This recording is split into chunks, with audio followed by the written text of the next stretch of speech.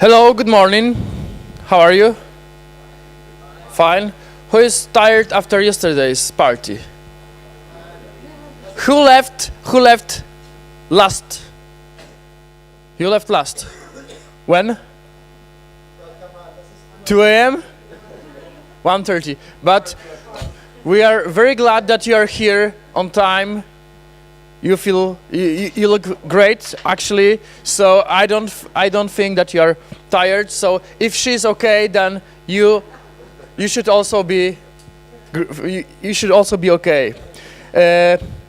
I have some announcements about the agenda for today.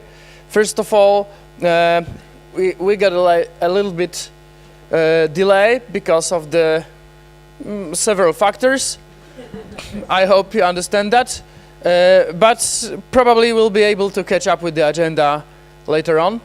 At 11 we'll have a coffee break, and after that we'll start a steering committee in a separate room, and the rest of us that will not join the steering committee will stay here and we'll have a panel, a discussion about the metrics, about the issues that we discussed. We'll be able to sum up and to get the most important things that stayed in our minds. And after that we'll have lunch at 1 o'clock, and after lunch we'll head to Business Link at National Stadium to visit this facility, the biggest co-working space in Warsaw, and probably in Poland as well. What is unique at that place is that the view at the pitch of the National Stadium, and very soon at 12th of June there will be a match, so the playground is already being prepared. I think that we are ready, and our first presenter is Mr. Piotr Grabowski, manager of Hub. Piotr, the floor is yours. Thanks a lot. Nice to see you guys. I don't know, is everyone there from yesterday? No, I'm missing the girl who I was talking about the Polish language lessons yesterday, I guess. Or is it you? Was it you? Yes, okay, so you're here. I know you passed your knowledge to your friends, but today I'm gonna teach you something different, basically, and I hope that you'll enjoy that. As I was introduced, I'm a manager of Hub.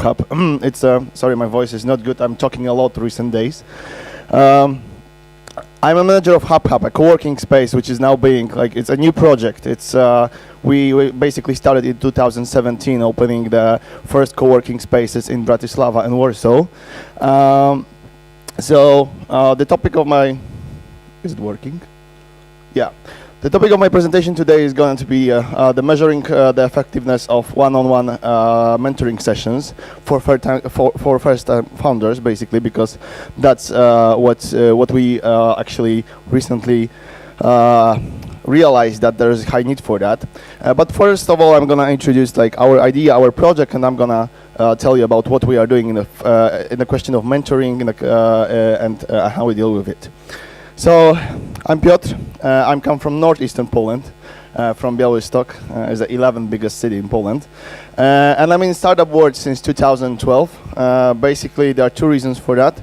First, my ex-girlfriend who told me about something co-working after her one European trip.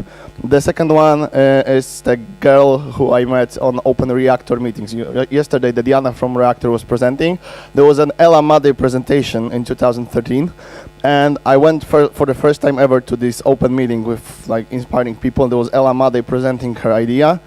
And I was like, oh my God, if that girl is in my age and she's doing so many stuff, it's impossible. I have to chase her. And I realized that she's 5 years older than me. So I made oof. And it's 5 years later, so so I hopefully chase her. Now she's in the States founding a fund, but I learned a lot from that. And since 2012, my adventure with Startup World has started. Formerly, I have involved in co-working. I opened the Face co-working space in Białystok. 6 years later, I was still living in Warsaw. I was living in 2 cities, basically, at the same time, so traveling a lot. And now we are actually 6 times later, it's 2018. And I'm in Hub Hub. Hub Hub is a project opened by Slovakian developer HB Ravis. They are building many commercial buildings among Europe. But last year they decided, let's open coworks because it's a trend for that. There is a need for that. The market is changing. The people need flexible, nicer spaces to work. We don't now rent offices for 5 years anymore. We do projects for a half year, for a year. Startup change, they grow, they shrink, they raise money, they raise capital, they lose money. So basically there's a lot of change on the market. And yeah, our developer is building something like this. So this is actually the tallest building in the EU. It's being built behind the Warsaw Central Station. So this is traditional. It's gonna be finished in 2012. It's gonna be the tallest building in the EU, as I said. And we moved, HB Ravis decided to open coworks. And basically we have opened one in Bratislava in Warsaw. Till the end of the year, we're gonna have 2 in Prague, 1 in Budapest and 1 in Moldon. And we're gonna also open the second one in Warsaw. So because you're going today to Business Link, you're going today to the Google campus, but you're not gonna be, you don't have a chance to visit our space because agenda cannot fit everything. So I'm just gonna show you how it looks. It's kind of modern design, only like local, that our spirit is to use local designer, local architects on every market we open, those kind of like, feel the spirit of local market and supporting local communities. Yeah, so this is how we look. We have a big event space, basically. We actually had a last regional speed-up meeting here in our event space. This is how it lives. We also have a very nice English bar, like English-style vodka bar in the space. So, you know, after hard work of working with technology and stuff, you can go and grab a beer, basically, at 5 p.m. or even, of course, earlier if you want. We support the community, the local community. We are open to the many events which are happening. If there is nice AI event who has actually no budget for a space, we're able to host it. So this is actually one of the events here. So we try. We are not located very well in Warsaw because it's a business district where it's hard to get. So that's why we're opening in the center. But basically, it lives. And we are much focused on education.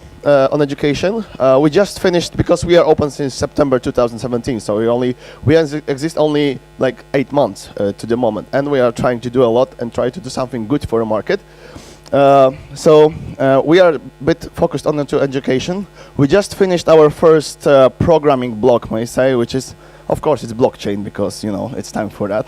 But it's also the difficult topic. So we're trying in 2 months time frame. We try to cover the topic like from one industry, like for example blockchain, to cover it from the beginning to the end. So just make many levels of classes, workshops, lectures to try to educate people in one specific topic, like comprehensively in like two months. So it's a kind of, we're trying to what's usually takes like half a year or 1 year on a university degree, we're trying to fit in 2 months with the practical people from the local market. Yeah, so that was actually many events during programming block about blockchain.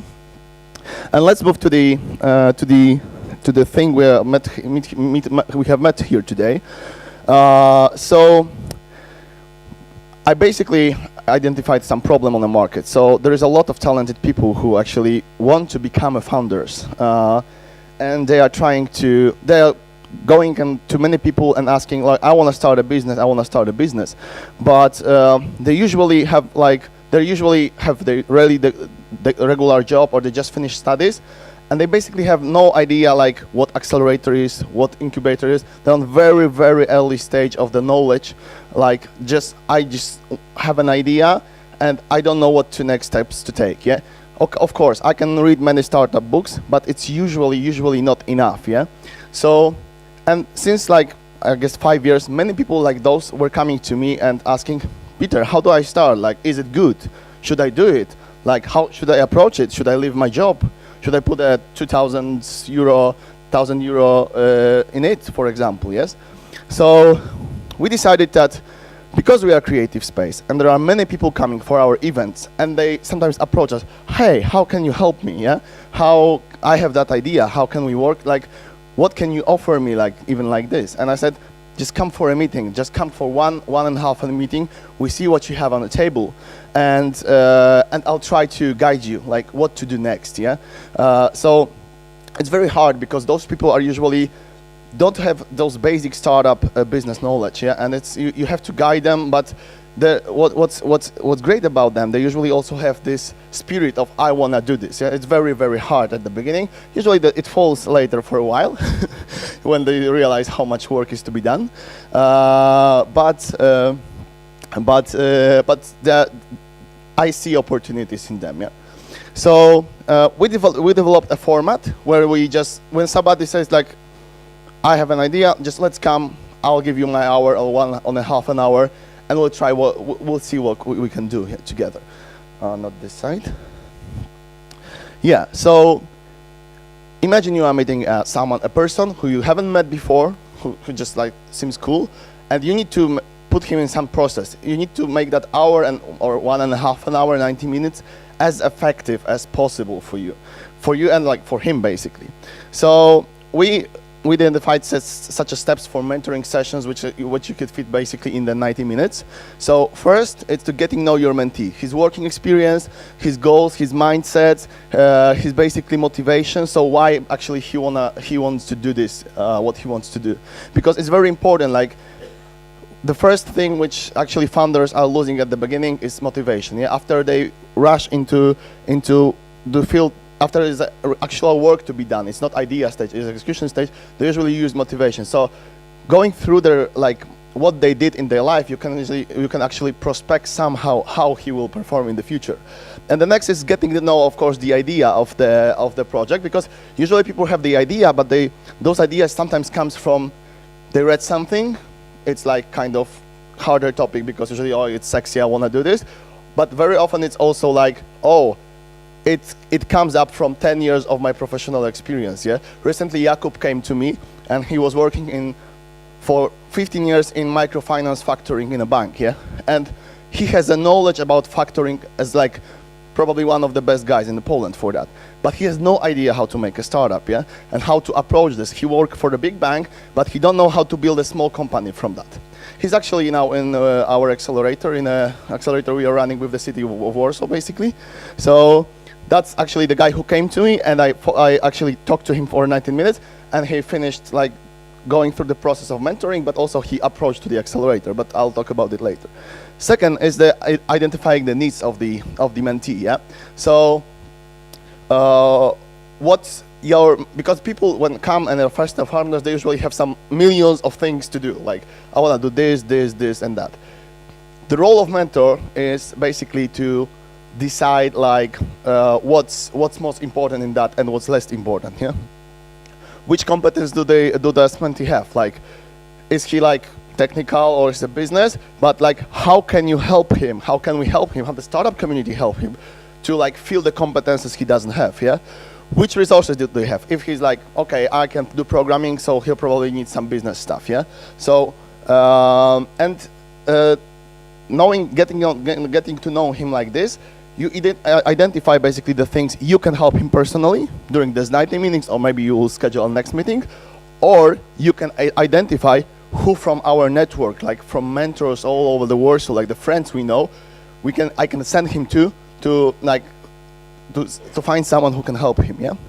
Then the next thing is the working on the project. So basically, this is basic hard work. So you go through his projects, looking what he wanna do, and just like I'm trying to giving the best of myself, like to advise him on what I know, like what he should do next. And if I don't know something, if it's not my field, I'm usually introducing him to 1, 2, 5, 10 people in the field of his interest in his startup. Yeah. The next steps is basically a very important part. After all this session, very important part is to agree what we do next, because people tend to leave the session and forget what happened basically. Yeah. So you need to kind of, back to school, let's do some more homework. What we're gonna do next, yeah? What's gonna be the next steps for you and for me? And the most important thing is setting priorities, because the role of mentor is like when someone is coming to you, like when he has this list of 25 things to do, you need to cross, as a mentor, you need to cross 20 things of it and leave the last 5 and help him prioritize that. Because from business experience, there are, there's a Pareto, 20% of what you do brings 80% of effects, yeah. And usually people who are not in the business don't know that, and that's the most important part of mentoring. And of course, at the end, you discuss what you have learned together, like how do you feel about the meeting, and you also agree what do we do next. Are we meeting again, or I'm introducing you to 10 other people who will guide you later, or would you apply to accelerator or something. Okay, so what do we want to achieve? There are 2 things of that, like helping those people to start their projects and setting up those priorities. Yes, that's the most important parts of mentoring. So not lose too much time for doing a job that is not necessary. And how we do measure that? Because that's the reason why we met here. We can measure it 2 ways. We need to measure it per each project, like mentee, like per person. And the second one is measuring only one meeting. So let's get on the higher level. So someone comes to me, and in a half year, I want to know what's happening to him, yeah? So, because they come, maybe they will never come back to me. Maybe they'll mail me, maybe we'll text each other. But how in a half a year, I will know that my 90 minutes spent was worthful spending, what happened to the guy, yeah? So we make a really simple table for that. I don't have it here, but I'm just gonna tell you what's in the table. So basically, per each mentee project, when he comes, we note all his goals, yeah? And those goals are changing during mentoring sessions, but we just note his goals, yeah? We just meant a follow-up, usually people after mentoring session, how many mentors you met after meeting with me, yeah? Was it 1, was it 2, was it 3? Did you give up on 3rd and you quit? Or were you continuing to 10 ones, for example, and half a year later, you are still working on the projects, yeah? How many interviews with potential customers of your idea did you talk to? Because that's very important, yeah? Did you talk to 1, to 10, or to 20, yeah? Because if I see that, it's 3 months past, and I call the guy, and he says, oh no, I had 2 talks with the customers, it's enough, I know everything. I know it's not performing, yeah? He needs to make 10, 20, and I'm encouraging after 1 month, 3 months to do it once again, yeah? Like to go to the people and talk about the idea. And of course, after each meeting with the potential customers, very important, how many findings did you have? And what's the quality? What are those findings, yeah? So what did you learn from each meeting? Was it like you changed idea, you learned 3 new lessons or something, yeah? So it's both quality and quantity, yeah? We're trying to measure this. And of course, there is a very important thing, the number of activities that, what did he do? I had a meeting, I went there, I went for the conference, I applied to the accelerator. How many things he did think about himself to do, and how many things he did because I asked him to do, yeah? So that's also the balance, yeah? Someone is really performing, if he's what he did, it's 20 things, and what I advised him is 3 things, so that means it's great. If I advised him to make 10 things, and he did by himself 3 things, that's not performing. And how to, then that's about the general process of following up the guy in the 3 or 4 months or 6 months, yeah? What happens next when we go to the single mentoring session? After, I also want to know how do we spend those 90 minutes, yeah? Were it effective or not? So we measure some kind of when he comes with some goals and some assumptions for the project, we actually count the number, how many changes did we make, yeah? If the project was really good and there were no changes, that's good, that's great, yeah? But if we made many changes, that's also giving us kind of signal that we need to fill it up with also qualitative data, but if we made the changes, was it because the project wasn't good, or because we discovered something is happening on the market which doesn't actually fit the assumptions, yeah? Also, we count the number of the steps, next steps to be taken, yeah? And also number of quality of action abandoned. And that's still the most important part in my opinion. If he can give up 20 from 25 things, that's basically great, because he's gonna focus on 5 most important, yeah? So if he comes to me, I wanna do everything, basically, like sometimes people are coming, I want this, that. Guy, you won't have time for that. Focus on those 5, yeah? And he's really stubborn to, I wanna do everything. The more things we cross out from his list, the better actually for mentoring, yeah? And also the very important number is number of connection established. So also we are following up, like, how many people did you met thanks to me, thanks to people I introduced you. That's very important number. And the last, I guess, it's counting like how many activities he has undertaken because like he wanted, and how many because I know that's sorry, not the slide. So also like how many opportunities did we learn during that session? Yeah. So we are sitting. The state is 0, for example, but we are talking. Oh, maybe this, maybe that. What's new, basically? What we learned on the project? Yeah, like what can we do more? And again, it's like if we go through these things, we also identify threats. So that doesn't make business sense. That won't happen because that already exists in the market. Yeah. So identifying threats and opportunities also helps us more in like measuring that process. Yeah. And at the end, of course, we also, because it's not only me mentoring, it's also my friends from Hub team, because we've got like different competences. Like we want, actually, people have some resistance of being a mentor. If you are in the business, like for like 1, 4, 3 years, you already know more than that person who is like for 2 days in the business, yeah? So actually we are encouraging everyone to be a mentors. For example, Diana, who was presenting her Reactor X accelerator yesterday, when the people leave the first batch of the accelerator, they become mentors in the second batch of accelerator, yeah? So you are being a participant in the first batch, and then you become mentor in the second batch, and that's very good, yeah? So, yes. What you have achieved, just short numbers on that. So since September, I personally mentored 12 founders. 2 of them have proceeded to build the product or service they wanted. So basically they are in the process. They are working. They're basically gathering a team, and the project is being developed. Like there's 2 basically less technical, more hardware projects. Like less software, more hardware projects. 1 have formed a team and joined our acceleration program we are hosting with the city of Warsaw, Warsaw Booster.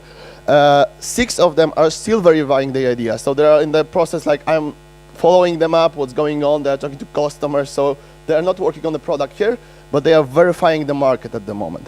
And 3 of them actually gave up and paused working on the project because they found out that it's a hard, tough job to be done, and coming to a mentor, accelerate, and incubator doesn't build your business. That's you who is building the business, and that's often the problem with the first-time founders. They think that if they go to someone and they go to accelerator, to mentor, to someone, that's gonna be, after 8, that's like going for the lectures, yeah? If you go for a lecture, basically after that you feel, oh, I'm spiritual now and I can be flying and I can do everything, but actually you do nothing with, like 1 or 2% do something with the knowledge they learned on the lecture, yeah?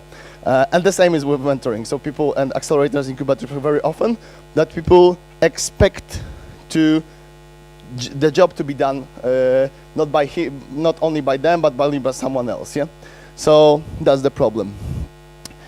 Lesson learned. So I think there's a lot of talented people on the market, and the market is changing because more people want to be self-employed, more people want to work on their own, not for big corporations, so that's great. But the problem is that they don't know who should talk about it, and I encourage you really, really strong to, when somebody comes to you and has a business problem, just take 10, 20 minutes if it doesn't hurt, and think who can you, if you don't have a knowledge in that field, think who can help him, yeah? Who of your friends, of your business partners, can you send him to start him working? If he wants, there's a spark in him, we should help him, yeah? And of course, if someone is not inexperienced in a business, it's not like we should treat them like, oh yeah, nice idea, yeah, like, okay, I will help you.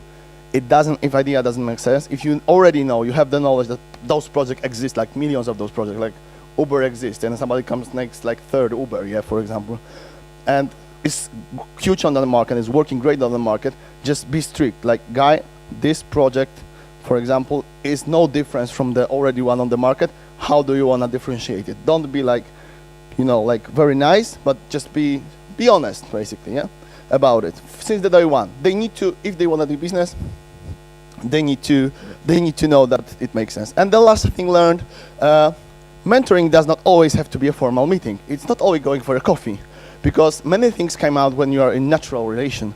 Many times I'm asked for a mentoring, okay, he's like, can I come to Hub? Maybe you wanna go for a run, or maybe you wanna go for a drink, or maybe you wanna go for a bike ride. I wanna go for a walk near the Vistula River, yeah? So then it also works, yeah? So that's what I learned.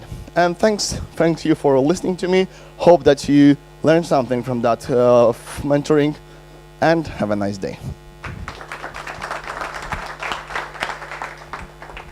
Thank you very much. Do we have one quick question? One quick. Only one, and quick. The best question ever. Every question matters. No, this girl. She's the star.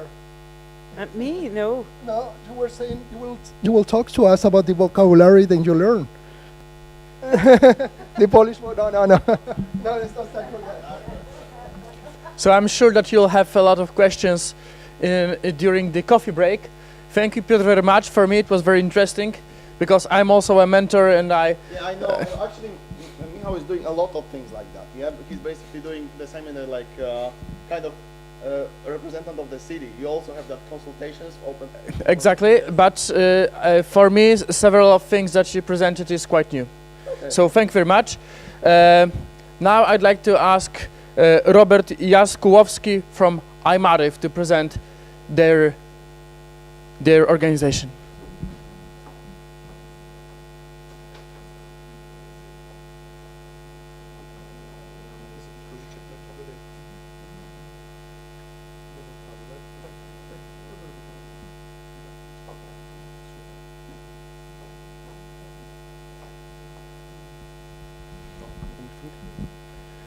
Hi, good morning, everyone. So nice to meet you. My name is Robert Jaskułowski. I'm the head of digital and senior business manager at actually MADIF Group. So we're part of a larger group, MADIF. So actually I was drafted in to do this presentation yesterday evening. So it might not be the best presentation, but it's short and brief. And if you have any further questions, I'll be happy to answer them. So MADIF is an IT digital transformation and innovation group, which we operate with in Poland. So we do everything from project management to software development for financial institutions, telecoms, FMCG, automotive, etc., etc. We also work with our software houses with MySure, which is another brand. So we work with fast-growing companies. These companies are based mostly internationally: Switzerland, France, UK, North America, San Francisco, New York, for example, in robotics, genomics, nanotechnology, biotechnology, fintech, e-health, artificial intelligence. And we mostly build applications for them in regards to their technology which they have. And then we have IMADIF, which we'll be discussing right now, which is our startup accelerator, which we have here in Poland, and it's based here in Warsaw. So in terms of IMADIF, our areas of interest of what we were doing in Poland in terms of types of technologies: nanotechnology, mobile payments, logistics delivery, food technology, community technology, mapping navigations, human capital, security, IoT, e-commerce, genomics, AI, big data, and a few more topics in there as well. So we basically, in Poland, grow companies. We look for the most innovative companies that can be found in Poland, and we try and take them outside. Some of our, let's say, work we've been doing initially, as I said, we accelerate, we invest, and we help Polish visionaries to achieve their goals with the type of, let's say, aid that we can provide them, be it financial, in terms of fundraising, being it IT, be it business. So we expand companies into the international market. We truly believe that it's not just Poland. Poland's not enough in regards to innovation and technology. We want to take Polish companies abroad into wider markets. So we bridge the gap between these companies and the rest of the world. In terms of our team that we have currently, so we have a scouting team here in Poland, so for sure we look for startups. So we have 2 scouters in Poland. Our managing director, our CEO, who asked me to do the presentation this morning, was here yesterday. Some of you may have met him. It was Fernando Fernandez, who is actually French, and he's based here in Warsaw with us. We've got an associate in Switzerland, so we also scout and use the accelerator on the international market in Switzerland, in the UK, where I'm based most of the time, USA, France, United States. In Poland, we have access to 100 mentors, and that's everything from IT directors, CIOs, CTOs, CEOs, due to our network which we have from Madif and MySure in terms of our customer base and relationships which we've built. And in regards to our, let's say, worldwide network, we have 250 distributor customers, so our ROC members where we can push these innovations to. So in regards to what we've done so far in Poland, 2 years of experience in accelerating so far. Right now, of our Polish database, we have excess of 1,000 startups which have been contacted and approached by us or vice versa to us in regards to screening. Due to our core business, which is of course IT, engineering, innovation, consulting, we've got a very large database of engineers which we also use for these to support these startups, so over 35,000 which are based in Poland. And of course a full portfolio support team, so business plan writing, tuning, fundraising, legal, HR, marketing, sales, etc., etc. I'm Adif Edition 1, so what did we do so far? So actually the first thing that we did here in Poland, we helped companies build startup accelerators. That's basically Edition 1. We did this in around 4 to 5 countries, so we did it in Switzerland, UK, we did it in France, we did it in Poland also. And in Poland we worked with Carrefour. So that was our partner here in Poland and is our partner here in Poland, and that was a classical acceleration we built for them. So we built, operated and transferred a startup accelerator. It was a 750 square meter laboratory based in Warsaw in Tarchomin over the last 2 years, and that was built from scratch. So mentors, trainings, events, building the rockstar team, scouting for the startups. As I said, all of the 1,000 activity in terms of the startups which we found was done in relation to Carrefour, of course. We have the people who can open the doors to the international market and to these corporations here in Poland due to our, let's say, business relationships we have with large companies and top 500s. So, as I said, this was done in 4 countries, and Carrefour was IMADIF Edition 1. Edition 2 is something that we're doing right now, so we're switching it up a little bit of our, let's say, knowledge and expertise which we have. We realized that one core thing during our last 2 years working with the accelerator is that our value was not to build a Polish accelerator for Polish startups. So we want to build an international accelerator for Polish startups. So rather than having a high volume of hundreds and hundreds of startups screening, we want to focus on 3 to 4 ideas, 3 to 4 startups where we can really roll our sleeves up, help them to take them outside of Poland. These ideas which will not just operate on the Polish market, but will operate on the international market. Be it take it to Switzerland, take it to the UK, take it to France, take it to North America, or Far East, even to Singapore. We truly believe that Poland is not enough for a company which really is bringing a disruptive technology onto the market to grow big. So in terms of bridging this gap with outside markets,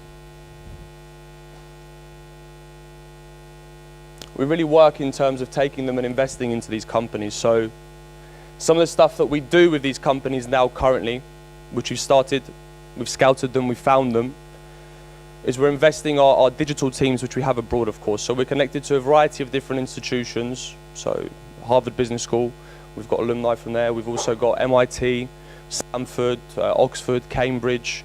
And we take this expertise and we bring it to our startups here in Poland as well. Not only just the mentoring advice, but for sure, we're a sales-based organization. That's probably why I've come here in my suit today. But we're a sales-based organization, so we really know how to take these guys outside due to the relationships that we have, so we can really push with them. So yeah, for sure, one thing we do is revenue for equity with these guys. because we roll up our sleeves, we sit down, we draft up a strategy, and we work directly with them to sell their product to other countries, not just in Poland. Due to, of course, our IT expertise as well, being a consultancy company, another thing we do with these companies is IT for equity. So be it building their core IT structure, be it actually drafting out their whole IT. Or maybe they don't have any IT expertise, you know, bringing in one of our CTOs or one of our mentors who actually be able to take over the whole IT to build it out. Using our software houses to build their applications. Depending on which phase they are. We can work with fast-growing companies, or we can look for companies which are just at the idea phase and put them into our ideation lab, for example. In regards to the bridges which I keep mentioning in terms of France, UK, USA, Latin America, we have our associates who work in those countries, who of course build relationships with local VCs, local accelerator programs, local institutions. So there's not just someone from Poland contacting these people, but there's someone on the ground being able to propose them Polish ideas. So it's even further, we can even go to China with these ideas as well. So we have people on the ground who scout in Poland, who work with these guys in Poland, who build these ideas in Poland, who build these companies in Poland, because we're a builder of companies, and then we take them outside. In regards to some of the VCs we work with, I'm based in the UK. So I'm here a couple of days a month. Luckily I was here to come meet with all of you guys, so I look forward to speaking to you as well. But in terms of some of the VCs that we operate, or family offices, we work with someone like Octopus Ventures, for example, Penthouse Technology Ventures as well in London. We're proposing these ideas to them and we're building these relationships with them. Worldwide, in terms of outside of Poland currently, we also look for startups. Now, we also believe it depends on the market. There may be an idea which is done in, for example, Paris, but it might not be suitable for the French market. It might be better somewhere else. It might be better for the Chinese market. It might be better for the Swiss market. It might be even better for the Polish market. So we bring these guys here as well to analyze and look at the different possibilities that there are on the individual business planes available to them. So for sure, last week we had delegates from France as well who come here, who look at the technology base here, who look at the opportunities here in regards to building, operating and pushing out their idea on this market, or even investing in Polish startups as well. So in terms of IMADIF, that's a brief introduction to what we're currently doing here in Poland. So rather brief.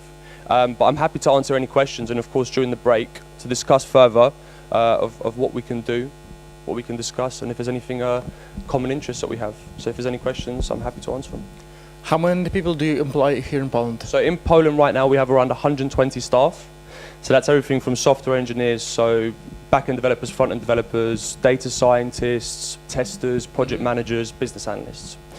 And how many people do you employ in the accelerator? So in the accelerator currently, there's a team of 4 people based in Poland, and the rest are linked internationally. So we have our 2 scouts, we have the director, and then we have, of course, our CEO, who's also working here. Okay. Other questions?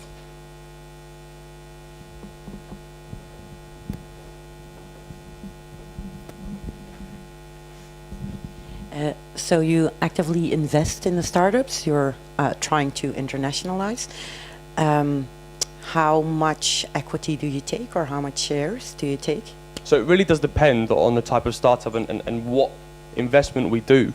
For sure, if it's a fundraising activity, and if we're investing capital, plus we're investing IT, plus we're investing sales, well, the number's going to be larger than if it were just to be, for example, mentoring and taking them outside, for example. But do you take majority? Minority, majority, it really does depend on the startup. It really does depend on the startup. It really does depend on the idea. It depends what phase they're at as well. We can have a fast-growing company come to us who already have 10,000 users, for example, on an application which they've rolled out 1.5 years ago, 2 years ago. So, and are you looking for an exit of the founders then, or? No, we work actually very closely with the founders, and in terms of their positions, we grow them into the leaders that they need to be. So this is a very good question you asked, because we have a lot of people that come to us who, something that Peter said earlier as well, who are either software engineers or just after university. They have a great idea, but they have no business acumen. They don't know what actually it is to work on the market. So now we grow these leaders with, for example, our mentors, which we have from different institutions, to make them the founders that they should be. So, yes. And if they don't become the founders they should be? Well, then it's their decision what they do with the company. Okay. Then it's their decision what they do with the company. And we're there to advise on every aspect, be it legal, be it HR, be it marketing, of course. But if they say, 5 years down the line, look, we want to sell, do you want to buy? That depends on our decision as well, right? Yeah. Okay. Thank you very much. Thank you very much.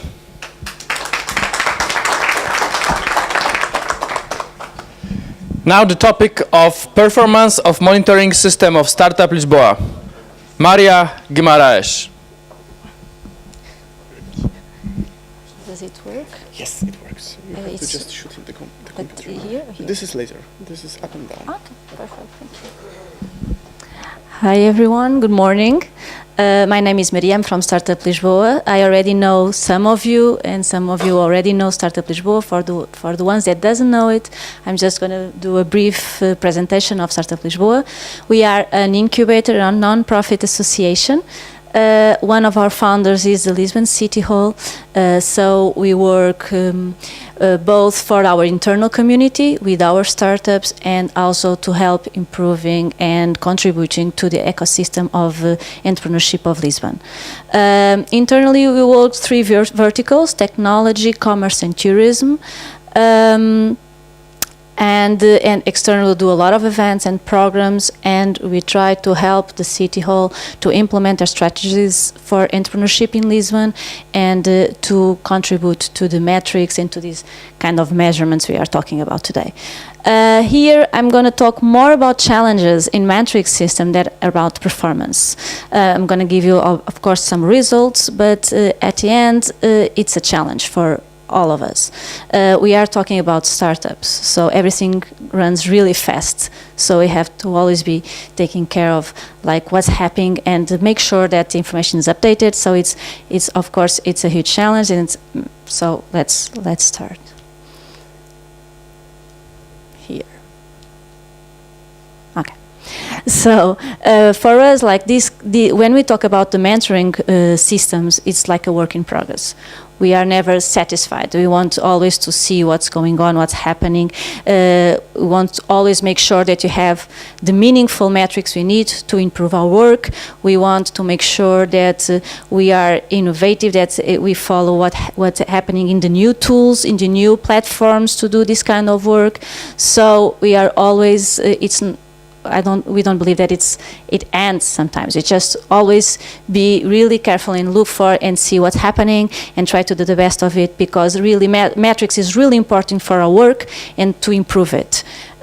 Some things that we mentor in our work is like not only the startup's performance, that is really important for us, because it says that if we are doing a good work with them or not. It's also our community, like mentorship. How is the program of mentorship running? Be run? How many partnerships we have? Are we contributing to the ecosystem of Lisbon? Are we helping the ecosystem to grow and to be dynamic? So it's a lot of numbers, a lot of figures, a lot of metrics that you have to follow every day, every day.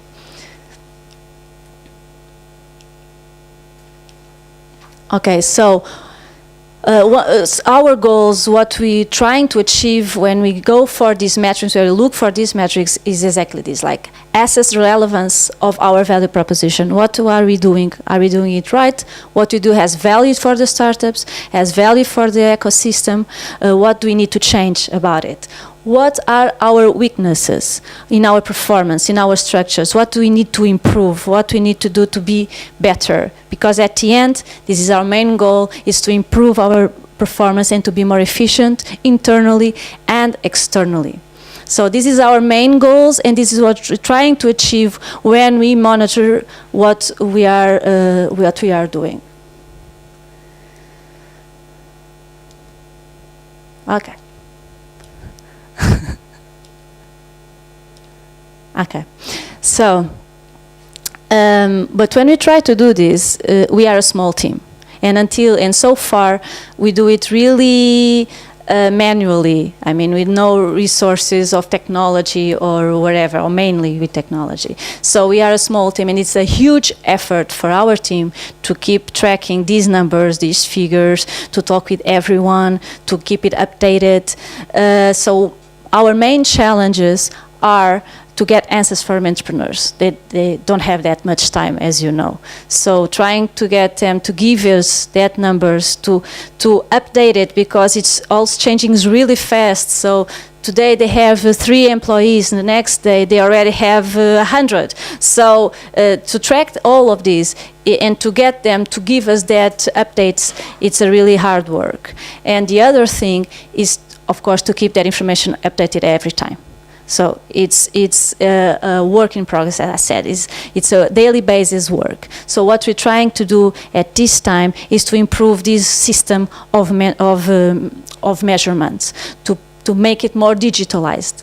So we don't need so many HR resources, so many efforts from our team. So to do that, what we are creating is like a focus group with some interns from a business school, a prestigious business school of Lisbon, it's Universidade Católica, and with some interns and with the help of our team that has a lot of experiences and to know what we need, is to, first of all, define which are the meaningful metrics we need to measure to improve our work. Which are they? And the next step is to benchmark and to see what are the tools that exist at the moment, because there's a lot of tools right now around the world, and which one of them suits our needs, because every entity has different needs. So we have to look for the ones that suits our needs of tracking and to get all these informations. So at this point, we are in a transition moment and try to improve this system of measurements.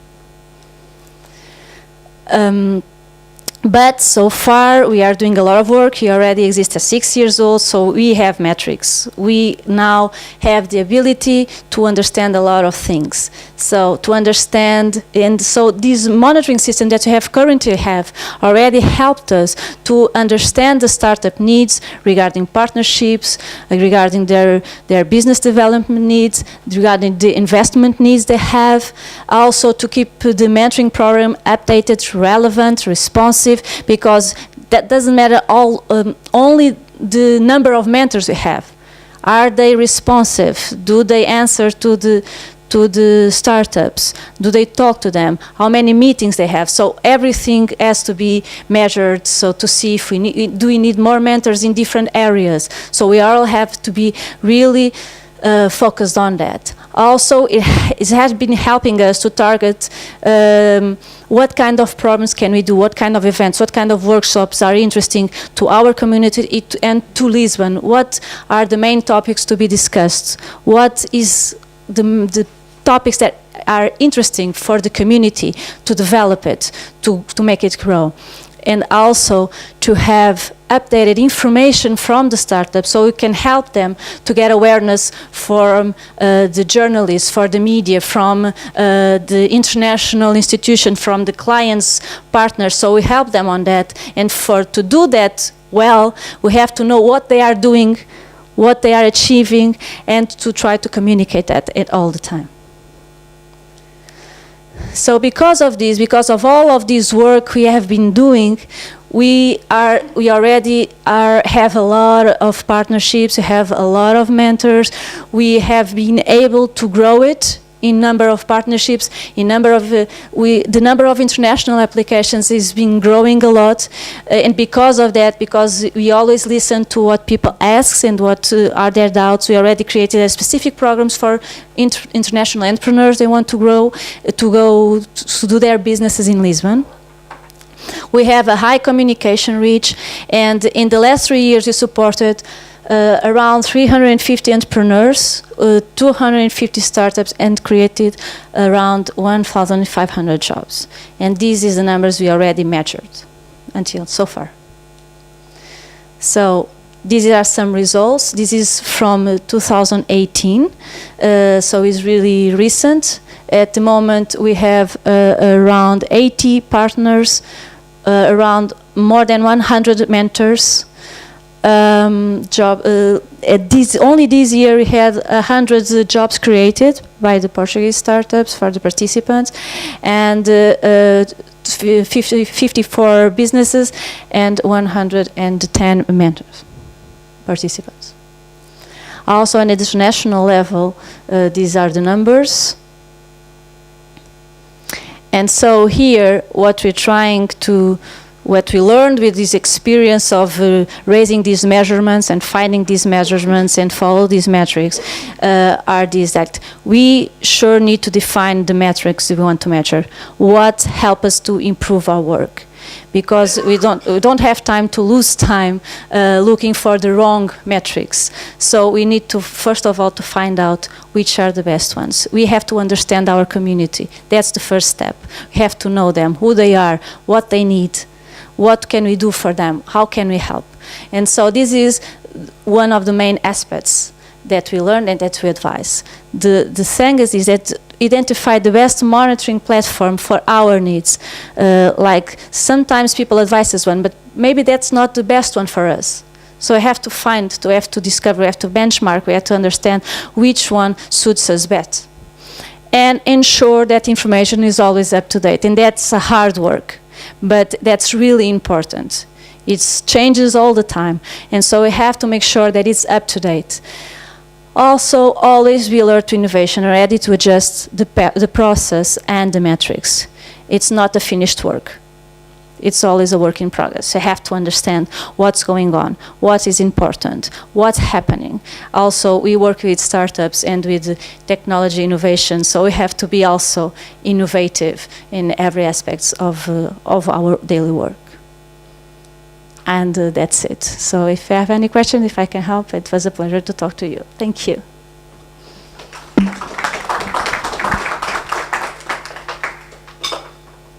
Questions?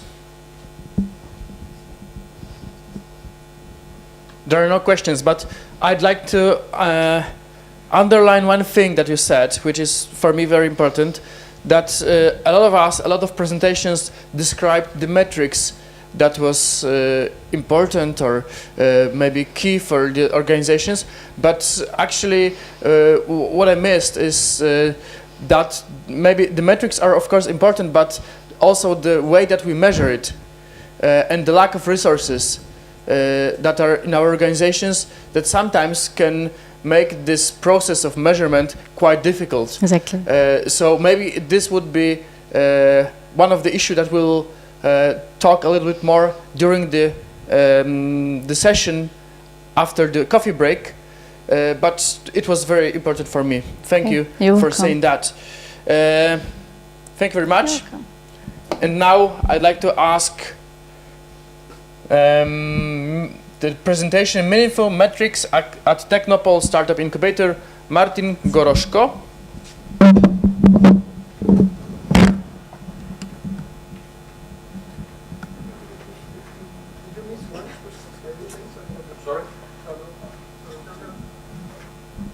We missed what? One presentation? Oh, okay, cool. So can I have the clicker as well?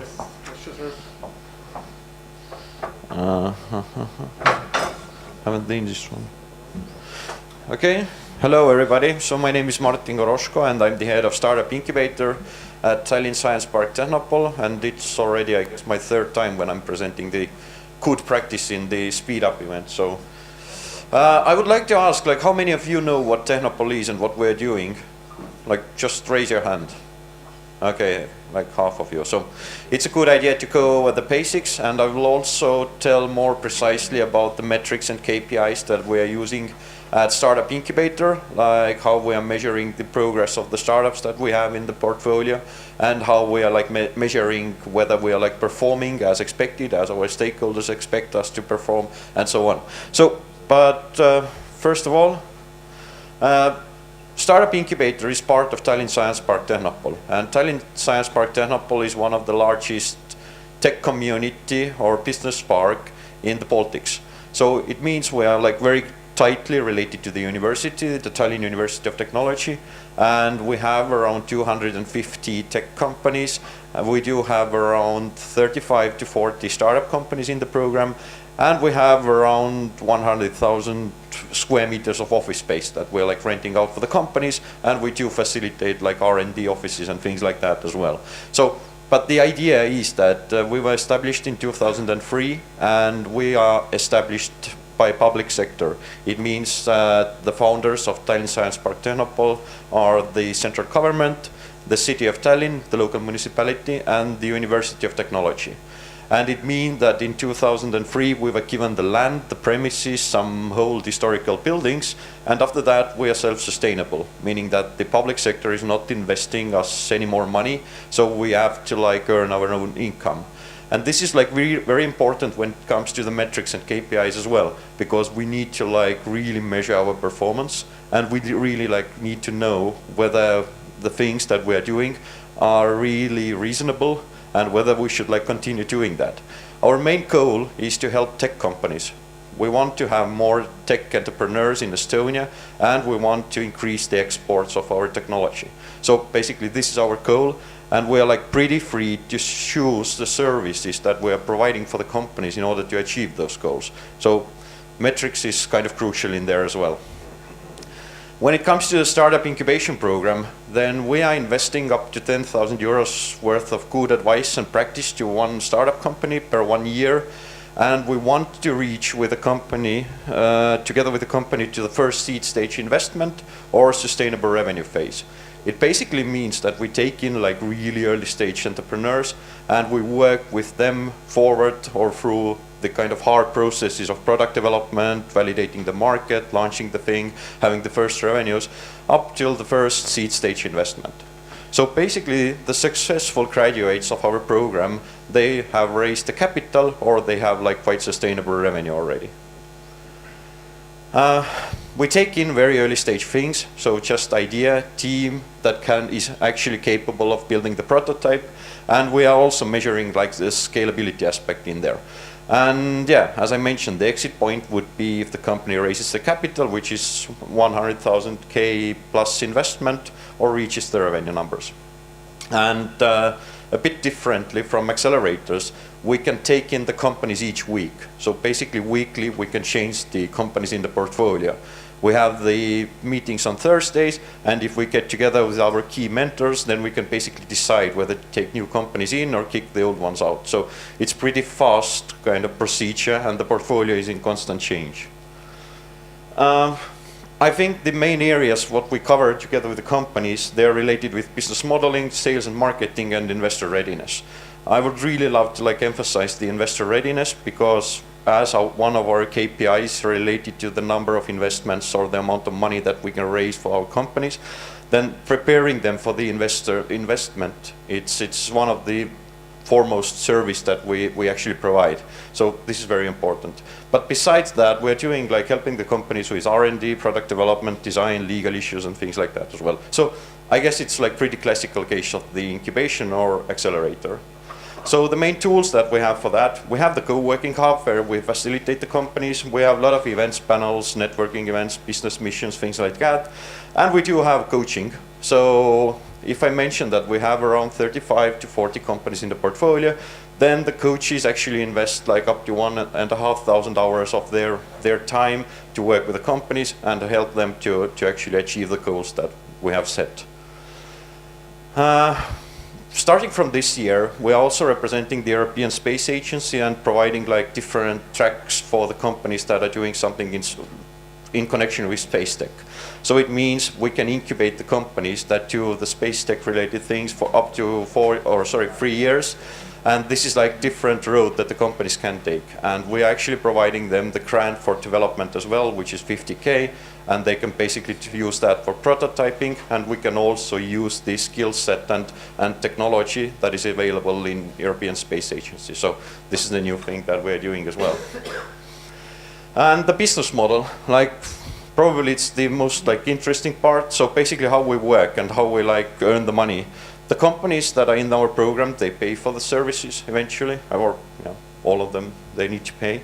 And there are like 2 tracks that they can select, or 2 options that they can select. So basically, they can give us the 3% of their equity.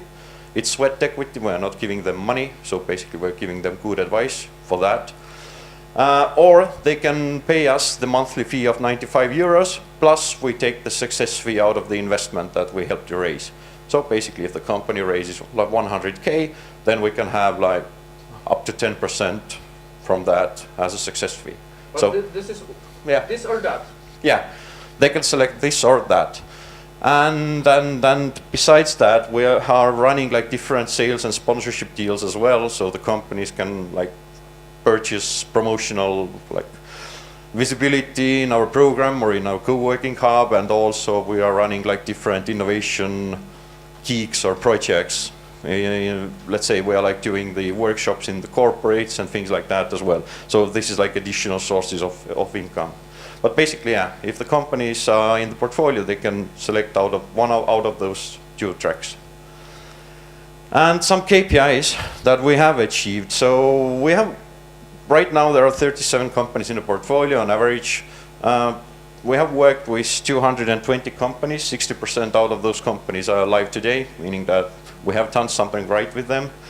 And they have raised around 18 million seed stage capital. So it's quite a good number, but you need to consider that on average the investment is pretty low in that phase. So the company valuation is something around 1 million euros or around that. So, and yeah, so about the metrics. So I would like to like elaborate more on like why we like measure things, or why do we need to do that. So basically it started off with the expectations of the stakeholders. Like we have really tricky stakeholders. They are all like public and they want to like each week basically, they want to have information like whether the investment that they made in 2003, whether it's reasonable to do that, or whether we are like carrying up the good work. So basically what we need to do there is that we must arrange the proper like way how we like give information to the stakeholders, and what are the crucial like return of investment criteria and things like that that they need to measure. And if the outcome is good, then probably they will like continue supporting you. So it's easy as that, I guess. Also, we measure because we want to know like what is our impact on the startup ecosystem. The ecosystem in Estonia is pretty vibrant. We have like a lot of accelerators, a lot of business angels, VC funds, things are happening, and we want to like know what is like our stake in there. Like, is it something that it's big, high, how many companies are we generating, how successful are they? So we can like take the stance and compare our like methodology with the whole ecosystem. We don't want to interfere with public or private sector, so it means that if there are like privately owned incubators or accelerators or VC funds, then actually we don't want to do the overlapping there, because we are playing with public money. And keeping that in mind, it's important to measure like in what stage and what kind of services are you actually providing. And yeah, you need to run the processes as smooth as possible. So this is like inevitable, I guess, in every program. So some of the KPIs that we're using, I think they're all like published in the good practice document that we presented as well. But basically there are around 15 different things that we measure weekly and monthly. I think the most important ones are these here. So companies in the portfolio, success rate, time invested by mentors, it's like activity measure again. Revenue, the return of the investment. Like if I said that we are investing 10,000 euros per startup annually, then basically it means that we need to like have more money from the startup, like more than 10,000K annually. So this is kind of the return of the investment that we are measuring. So share options that we have in the companies and how we can really like use those. Number of application, like purely marketing thing, like how many applications do we get, and whether we should like support that side. Business sectors and hub usages, events, stuff like that. So these are the main things. And what is like important with the things is that we really react on metrics. So if we see that something is not working as supposed to, then we change things. And in order to change, you need to have like very specific methodology how you do that. Like, do you monitor the metrics and the KPIs like weekly or monthly? Like, with whom are you doing that? And what will happen afterwards?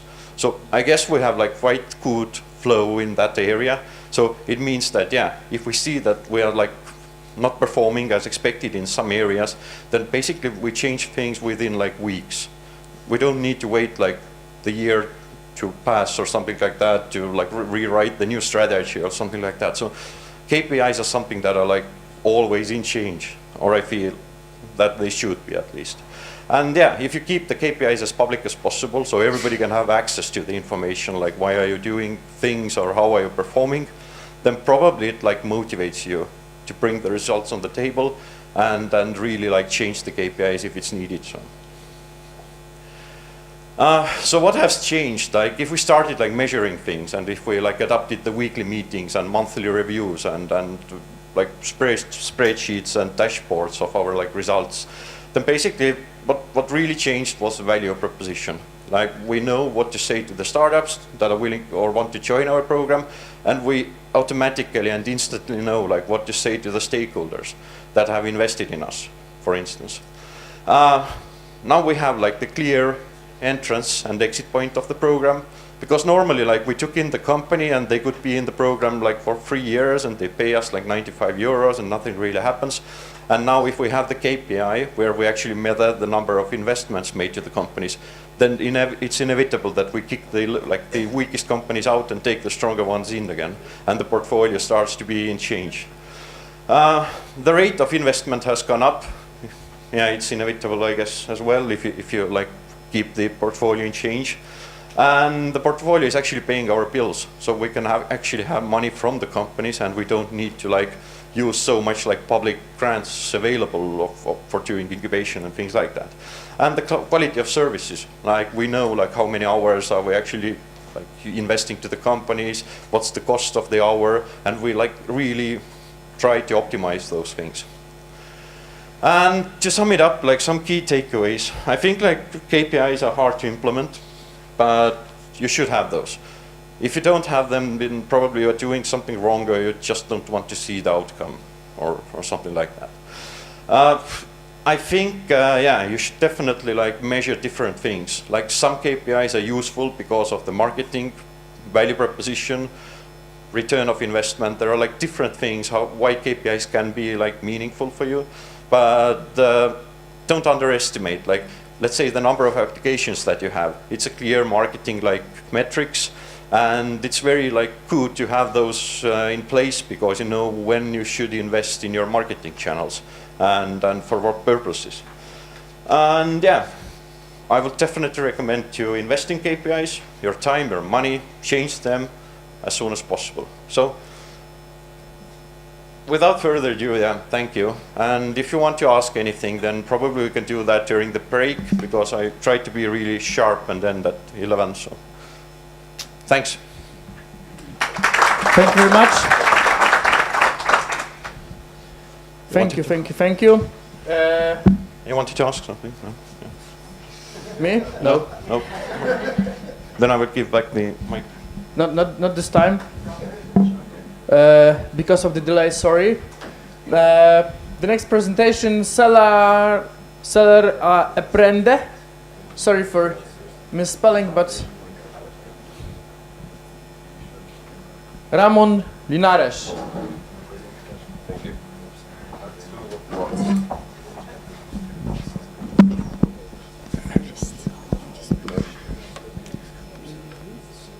The first.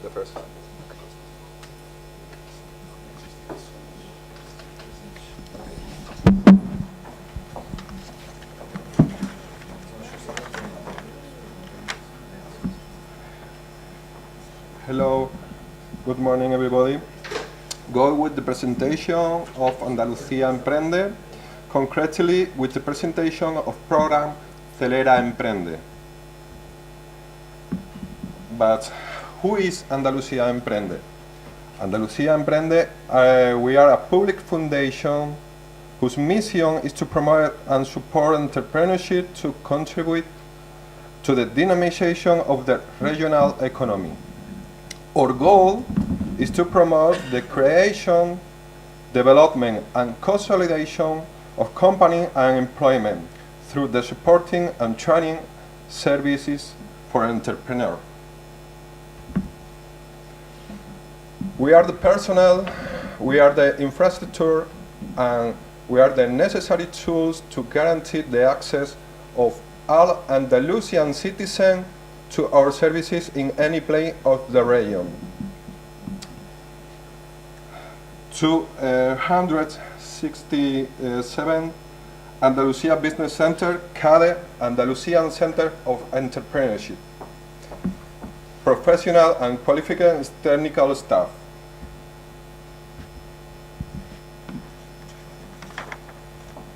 This is our map of Andalusia Center on Entrepreneurship, CADES.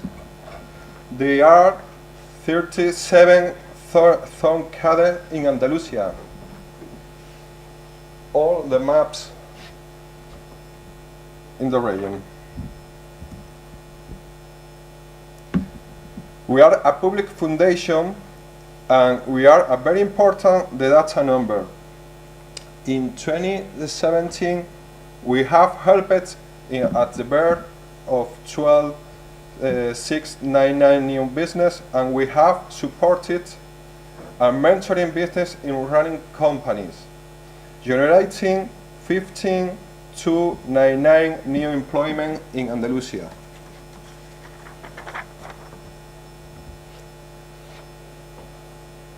12,699 new business, but 42% promoted by women, and 15,299 employment by 43 by women.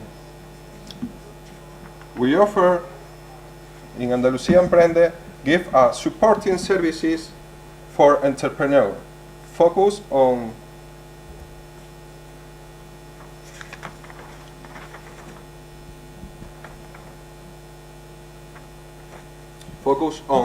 mentoring, supporting, business training, consulting, business incubation, and helping for the consolidation.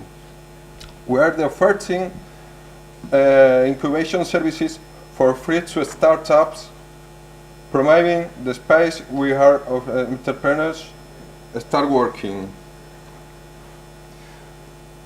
2, we have special programs for generating business opportunity, creating networking areas, cooperation and business exchange, this establishment of synergies of the development of project, disseminating products and services from our entrepreneur, and innovative tools.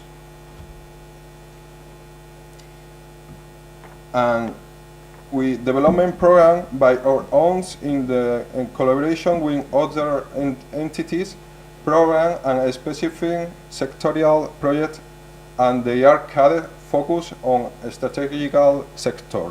For example, social economy and university CADES. But this is the good practice for presentation for us. Celera Emprende. The main objective of Celera Emprende is to pre-accelerate entrepreneurial projects with a high innovative and disruptive component in the market, so that ideas and innovative business projects become viable and scalable business. Our objectives in good practice are 3.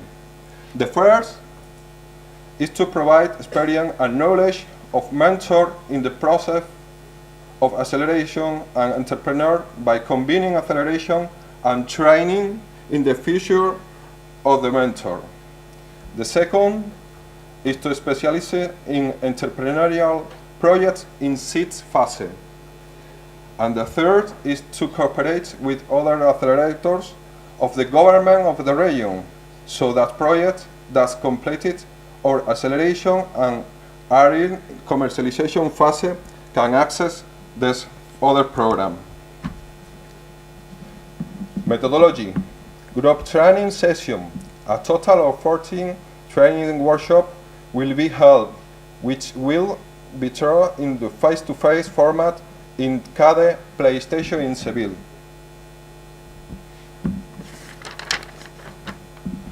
Training in these areas: business model, coaching, digital marketing, marketing, technology, legal session, elevator pitch, economic and financial areas, strategy and operation areas.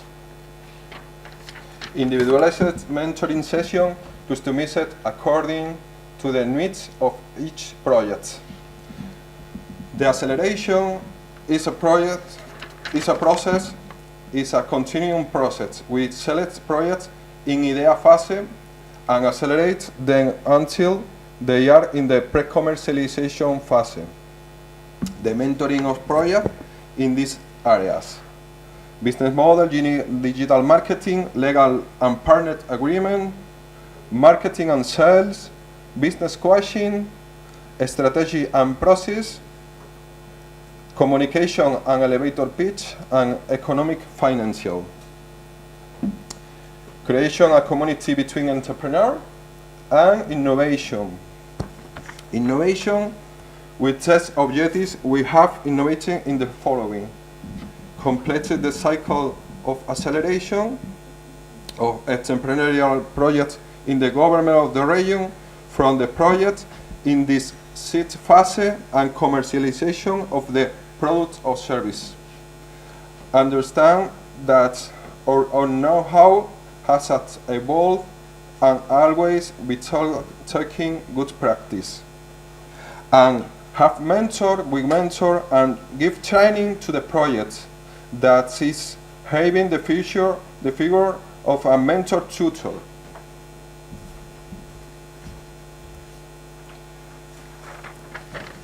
These are our social network, our web, Facebook, Twitter, and YouTube. But our present, our future are coming. In 2018, we'll continue improving with a new life to promote entrepreneurship in Andalusia, reinforcing our entrepreneurship networking system. Thank you very much. This is my mail. This is my web of Andalusia Emprende. The presentation is available to all who wish it. Thank you.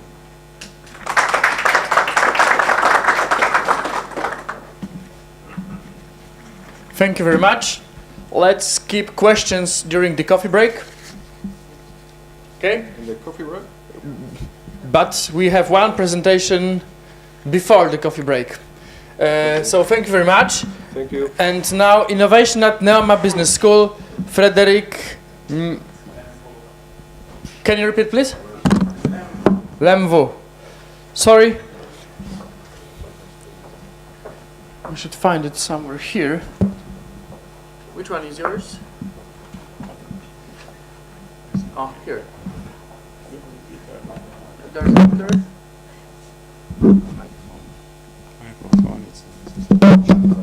It is necessary because we put it online, so without that they will not hear you.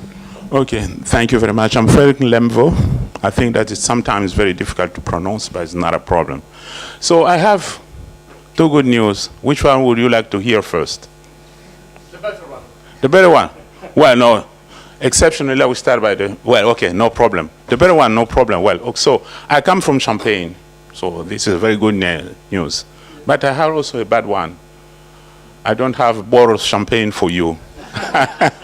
So, more seriously, I will talk about innovation at our business school. I don't know how does it work this way. What should I? This way. Okay. Well, okay.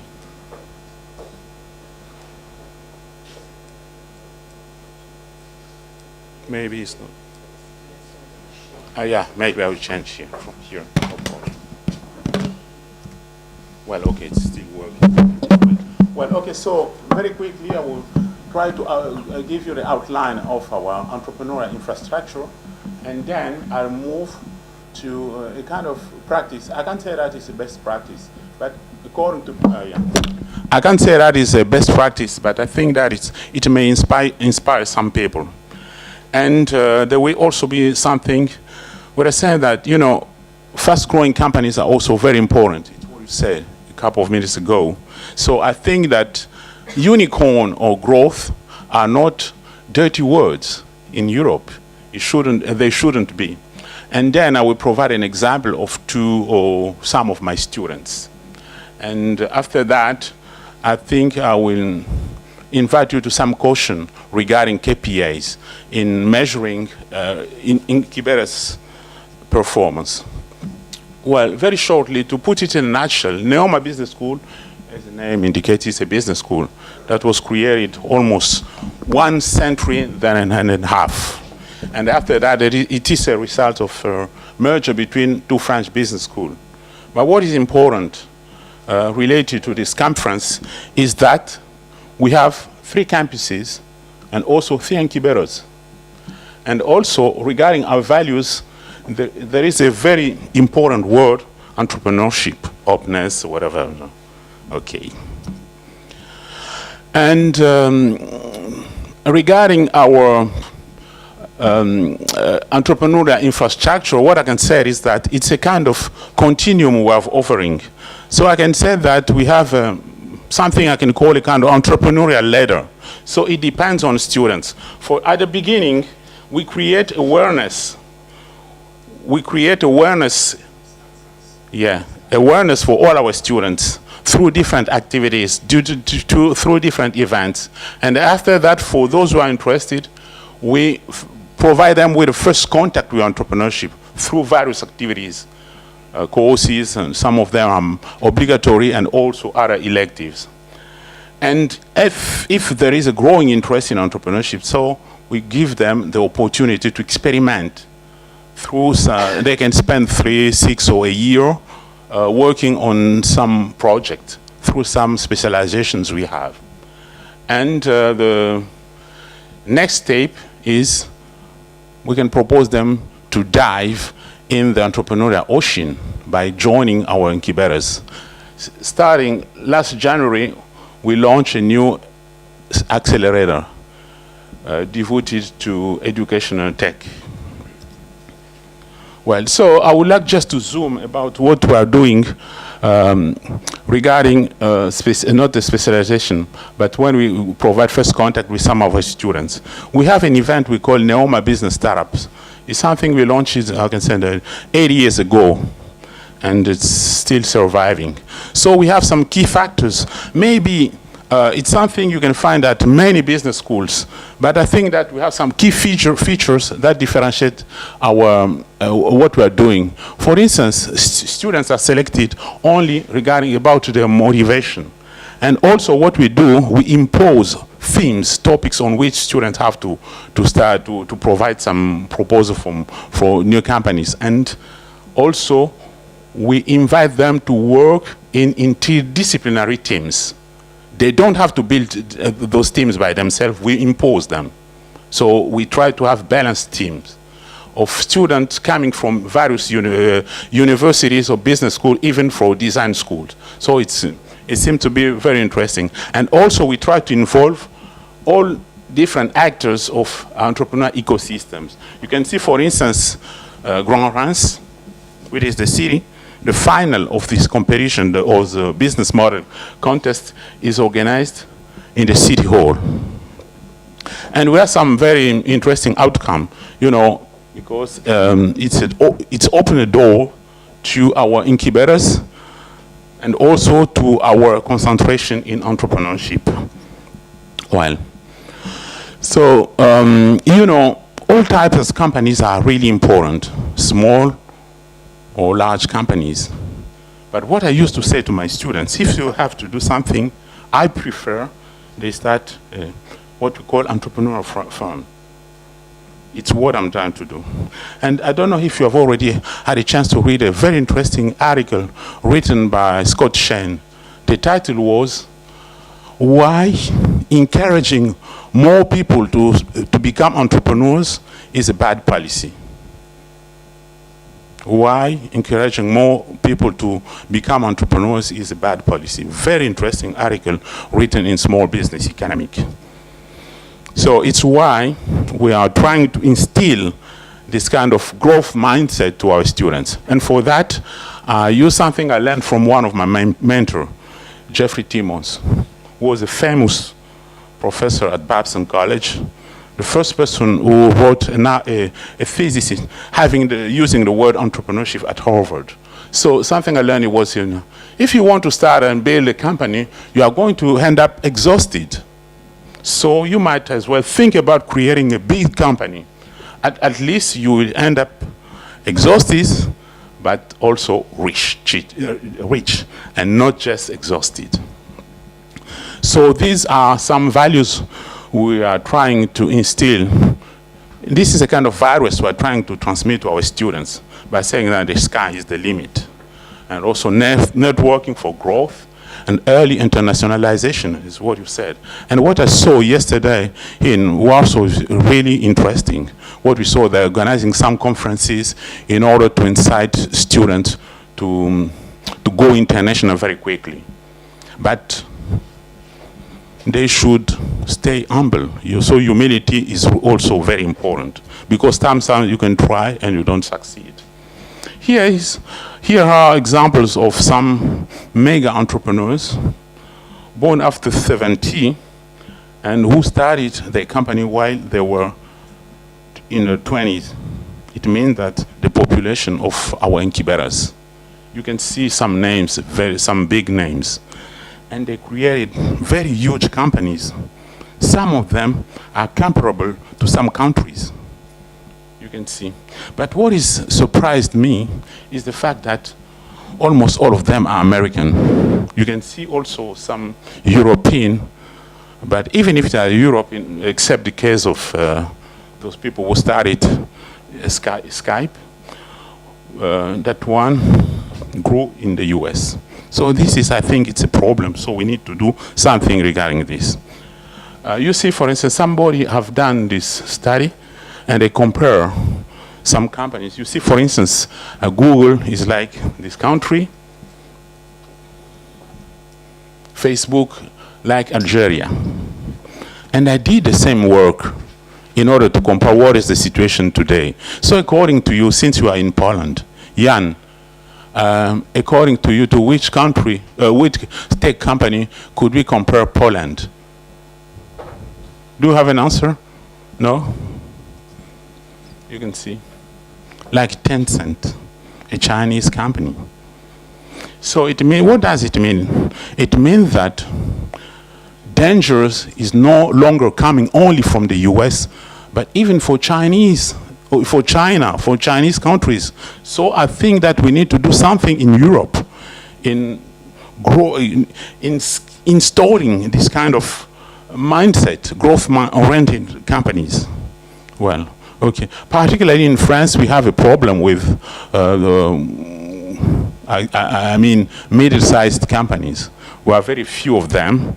If we compare, for instance, to Germany, we have 3 times less. And if we compare to the UK, 2 times less. So I think there is something we have to do. It's what we are trying to do. And I would like just to tell you, to show you 2 examples of my students. The first one is Danielle Nathan. You know, increasing the number of female entrepreneurs is very important. It's one I learned from you, from the Belgian team, and I found it very interesting. So congratulations for what you said yesterday. So it's why I said that, you know, when I take examples, I prefer to take a female and also a male. So there I have Daniel Nathan. He's really is doing very, very well. So you can have some achievements, for instance. You know, all those 2 people who created their startups in 2014. See just the revenues. The first year, almost 10,000, yeah, 10 million. And the second year, this one is a mistake. It was 70. I'm sorry, 70, and I don't have the thing. And also see then some of the clients, Uber, and so on and so on and so on.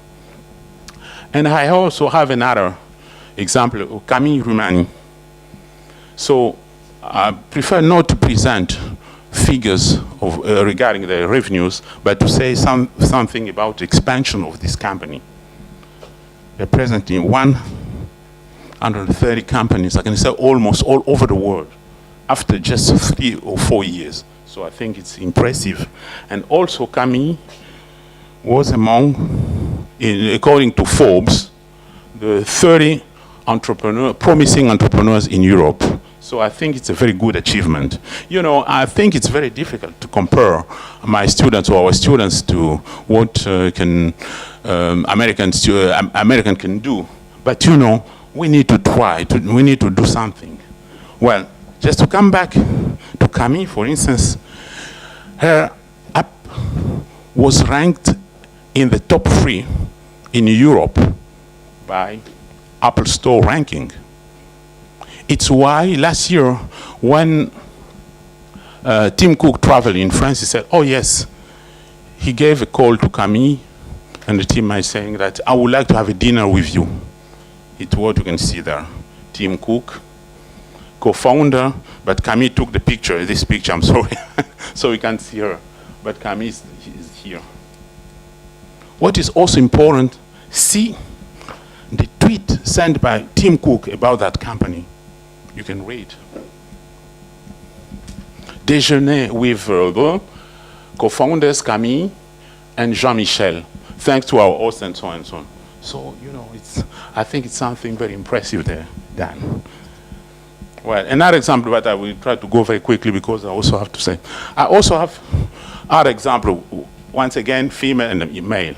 For instance, Pierre Lacombe, you can see Pierre Lacombe, who has been at Stanford with the former CEO of, and then the CEO of LinkedIn. So Pierre have done a lot of things, and he also started a company, but I prefer not to say a few words about that. And there is also something that have been done by Ferratia Soraya. He conducted the first World Entrepreneurship Tour last year. That tour brought her to many countries, Brazil, USA, US, let's say UK, many countries. And videos are available on the net. I invite you to watch them. They are really impressive. So you can see what people are doing regarding social entrepreneurship or social entrepreneurships. Okay? So, growth mindset is something we need to change among our let's say, incubators. Well, so let's come to some things. We need to be cautious when we measure or when we say some KPIs regarding incubators' performance. First, I will skip it. Why? Because in order to avoid overlaps with what have been said before, it was really interesting. But I would just like to take an example. You know, you have eggs, and here you have potatoes. You can boil them. What will you have? Result will be different. In one case, they will become hard. In the other, they will soften. So remember what said Picasso, but also Steve Jobs. And this was the driver in the company called Apple. They said, good artists copy, great artists steal. So it's not a problem to copy. It's not a problem to learn from other practices. It's useful, very important, but you need to do it, to be careful. You need to do it wisely. Okay, why? Because incubators are not uniform. It was also said by the Portuguese, I don't know, but the person was saying so. So you need to be very careful about that. It's why I think that we need to categorize incubators or accelerators and then to define KPIs which are important or relevant for each types of incubators. So maybe I will finish with that.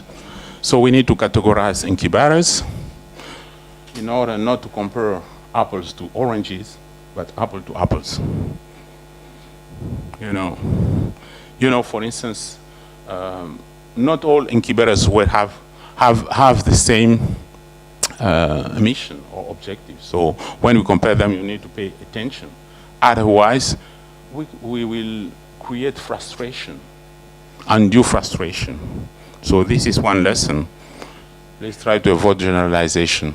And also when we assess performance of incubators, I think that we need to separate, we need to split what is related to the development of incubators and also what is related directly to companies that provide something. You can see, for instance, regarding impact, you can see long-term effect on local employment, for instance, and so on. And once again, I added female entrepreneurs. I think it's really very important to add this. And if we accept that there are different types of incubators, we need also to use different metrics. Just to take an example, but very few are said, for instance, for non-profit incubators, job creation may be very important, but as a KPI. But for profit, sometimes you can just focus on money raised. Okay, so thank you very much. If you have some questions, I'll be very interested, or even for comments. Thank you very much. Because of the quite huge delay that we caught up until now, I suppose that we can ask these questions during the coffee break. Now we're gonna have, thank you very much. Now we're gonna have like maybe 10 minutes of coffee break, and then we'll come back here at the next session. That will not be, that will split. Some of you will join the steering committee, some of you will join the discussion, and until that, there are several topics that we'd like to discuss, and we'll do that after the coffee break. Thank you.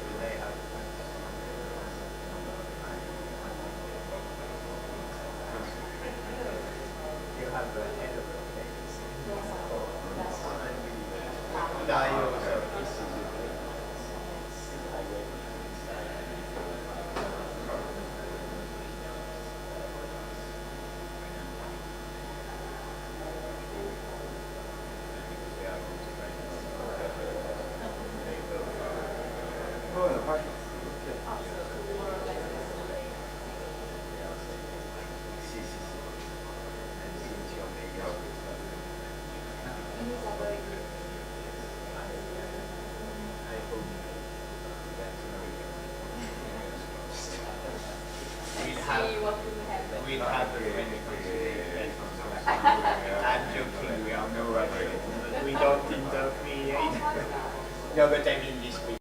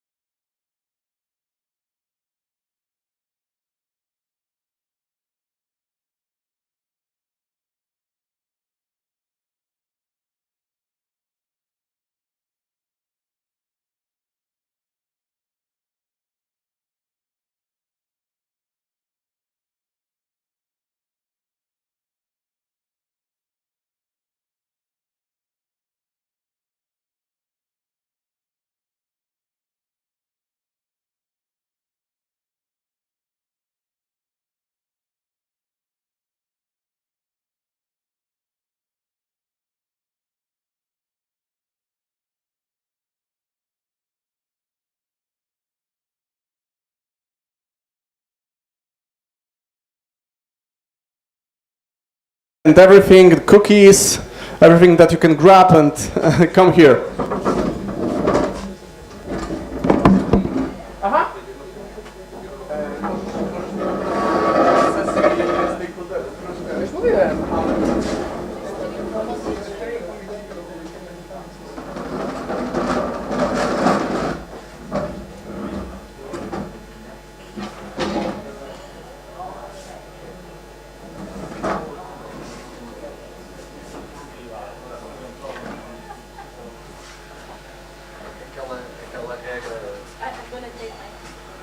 You don't have to. I will, but I have to leave soon. Ah, okay. That's true. That's true.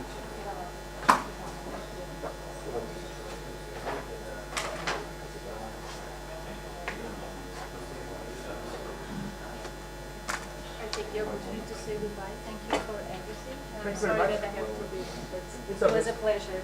Thank Goodbye. you. Have a nice safe trip. Thank you. If you could just sit in front, okay, it would be much easier to discuss.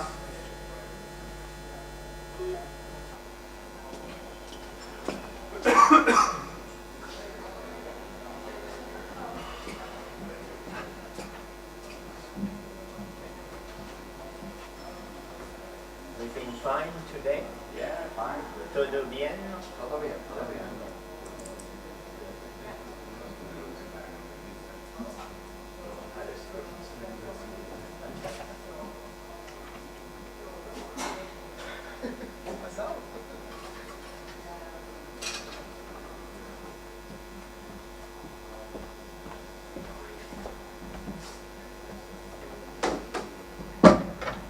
Gentlemen, could we ask you here, please? First of all, I'm gonna present the service.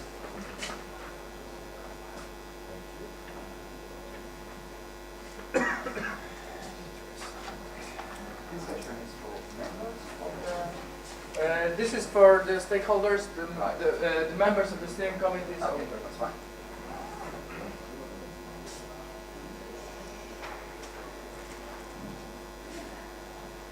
very simple one.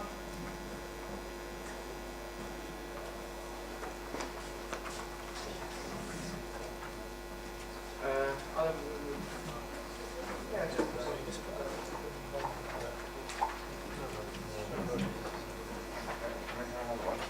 of course.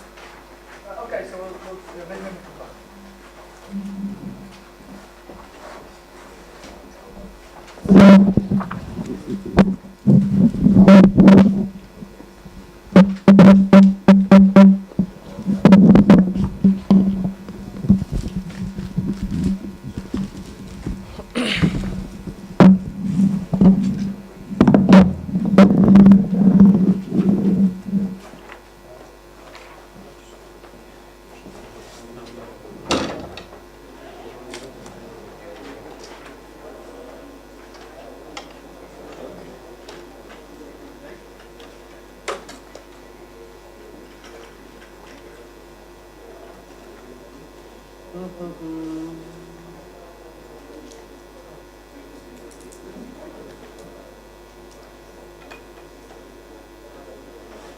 Sorry, but I think some more of the presentation are missing in this list. There is one presentation that is missing. There is it was a presentation of iMatif because it was not planned before. Yeah, but what he means is in this list we don't have the presentations from this morning. Really? Yes. Yes. Who's 9? 5. Well, we have. The last one is half. That we are missing. Okay. So sorry, I will ask about the survey. Yeah. The organizers.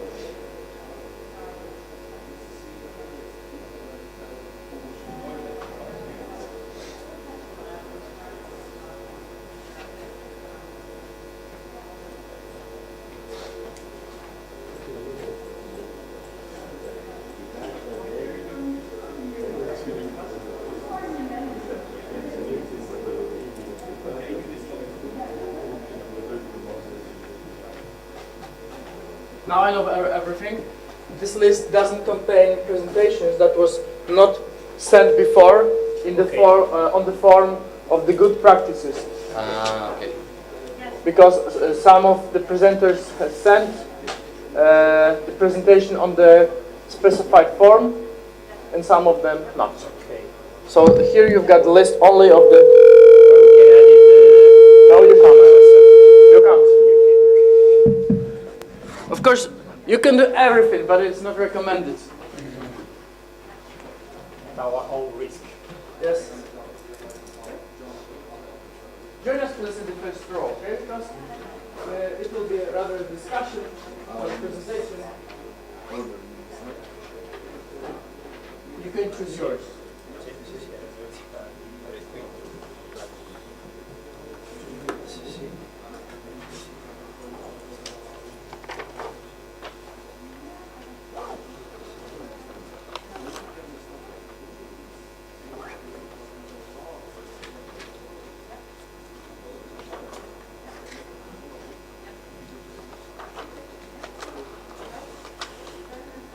We also fill the topics which to be discussed at the next interview. Yes? Yes.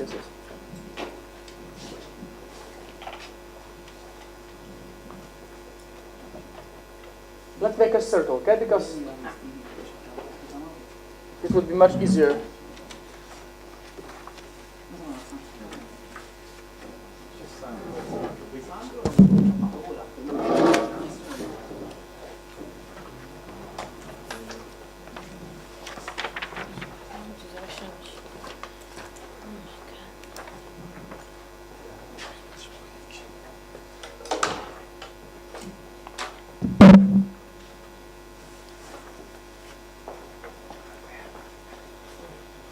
Do you have it?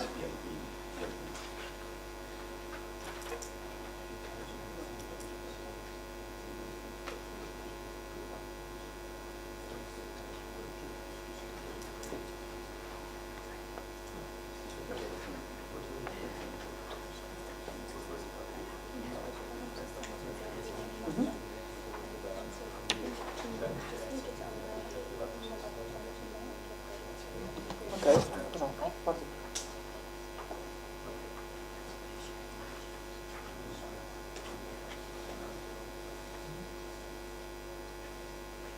Do you have it filled?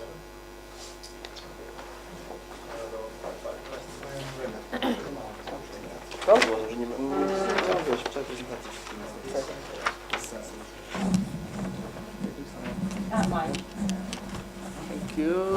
Спасибо.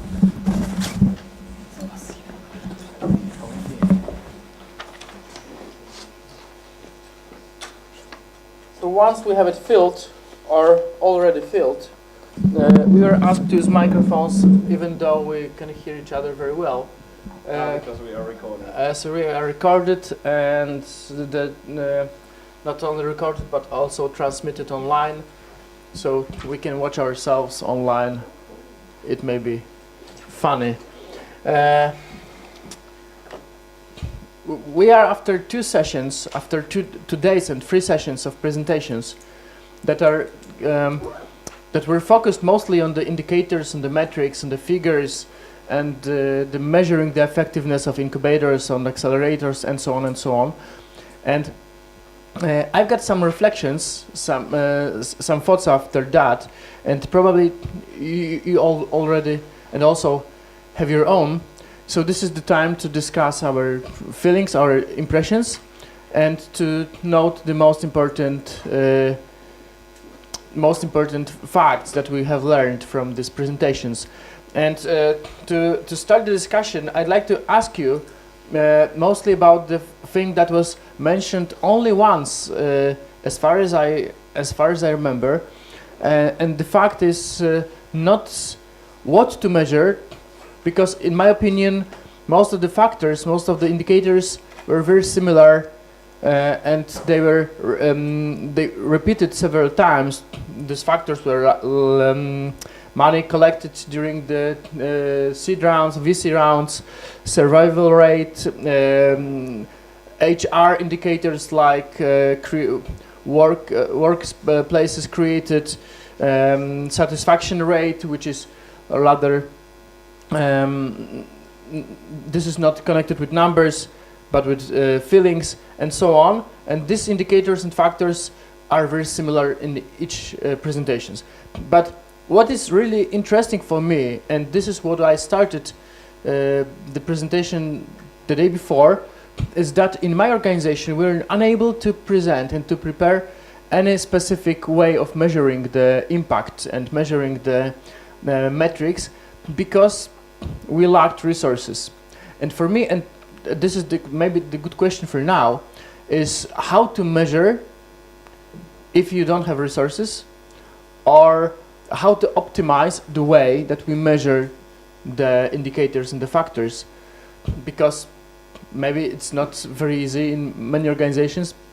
Of course, these public ones have, I suppose, easier way because they are obliged to present this data, but the private one, this is probably more difficult. Who would like to start? I have a view because we did it ourselves. We are a private foundation. We don't have to give information to the public sector. We only use it to know the way we work and how we can improve and what's the benefit and the outcome that the companies we work with get from us. Okay, we don't do to put it so you understand it fully. We did an impact analysis of the activity we do as research and innovation promoter. Okay, the services we give established companies, not the startups. The things I presented here about startups is kind of a side work we do. We basically do it through the work promoting R&D activities and so on we do for established companies. And regarding that situation, we wanted to measure our input and we didn't have the resources. That's why I have a view, yeah?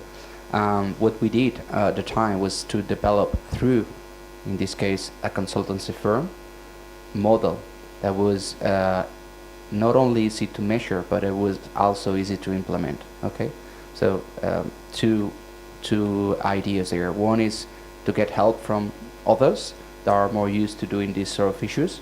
Okay, I believe that for what it was said here, as you said, different mechanisms for measuring different KPIs that were very close.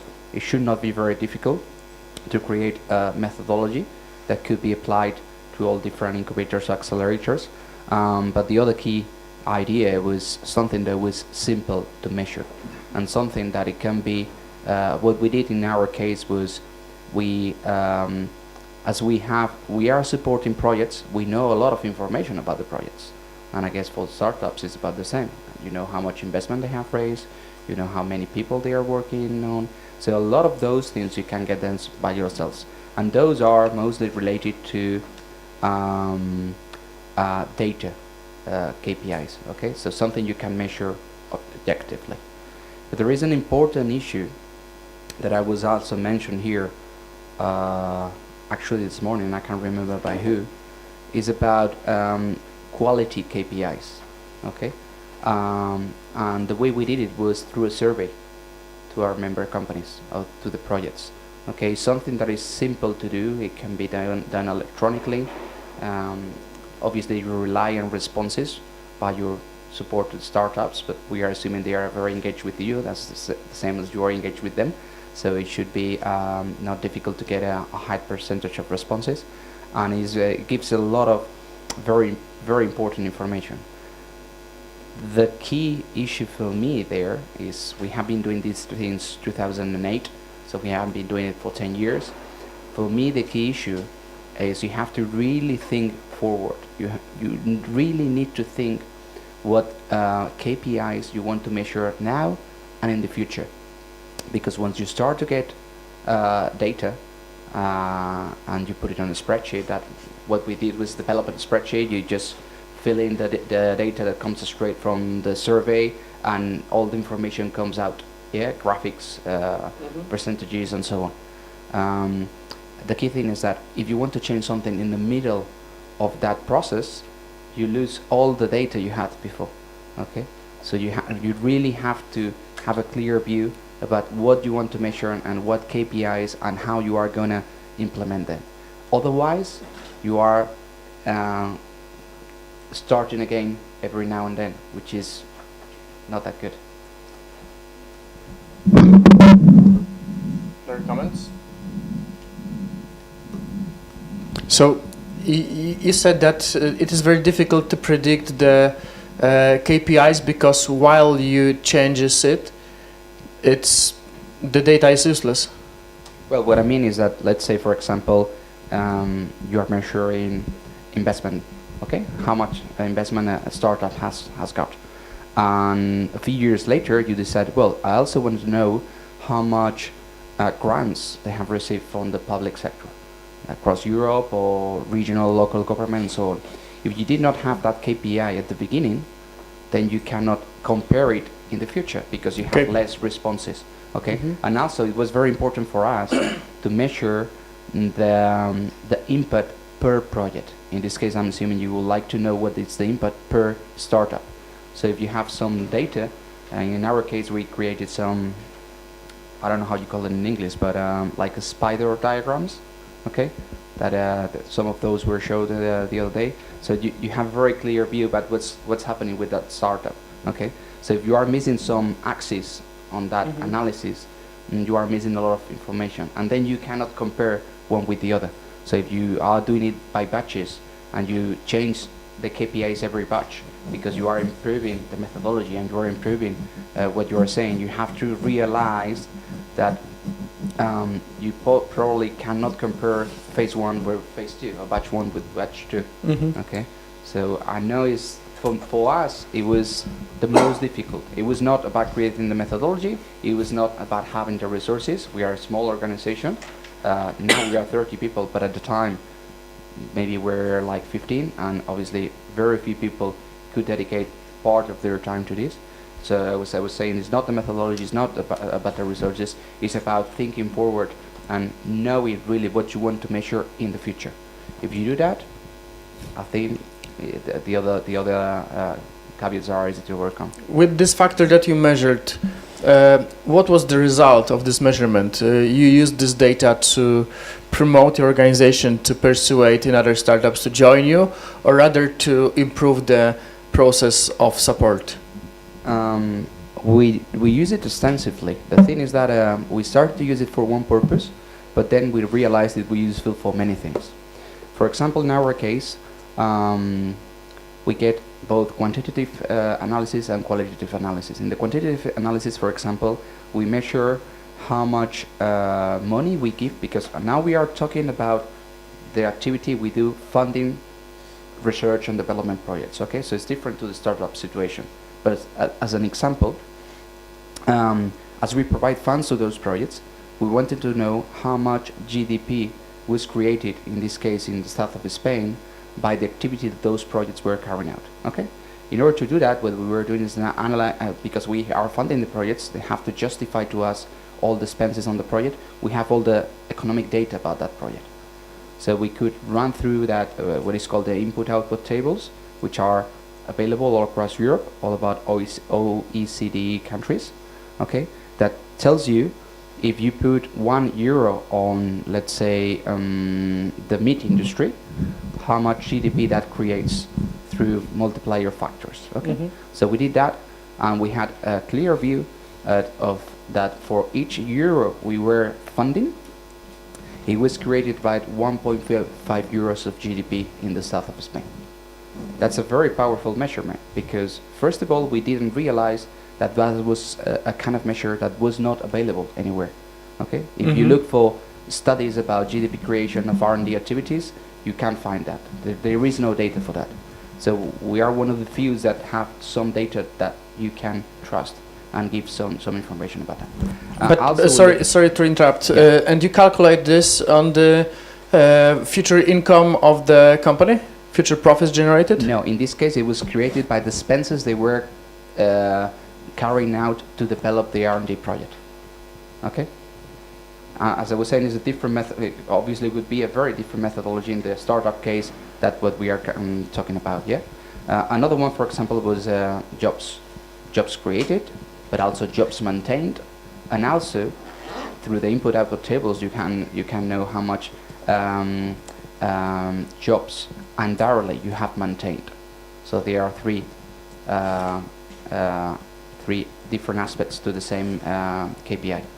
And another one we did is about taxes, okay? Because we know what the expenses are, we know how much money goes again into taxes for each of the expenses. Okay, so in this case it was that for each euro we were funding, about 22 cents were back to the government through taxes. Okay, so and then we have the all qualitative analysis. But on that sense, what we were able to do is that because we are a public-private partnership, despite being a private foundation, we could show the regional government what was the outcome of the money they were investing on us. Okay, so if any of you will have any relationship with the public sector, with those three key indicators, you can very easily show what the benefits for them in economic basis are. Okay. So after what you said, I need to correct myself, because in my organization we calculated, because we were awarded like 15 million euro grant several years ago, and then we calculated how much money we give back through taxes generated by companies that we had helped. So we were able to show that we multiplied that amount of money times 3, because the companies that we helped, that have been working under our umbrella, so that we calculated their taxes.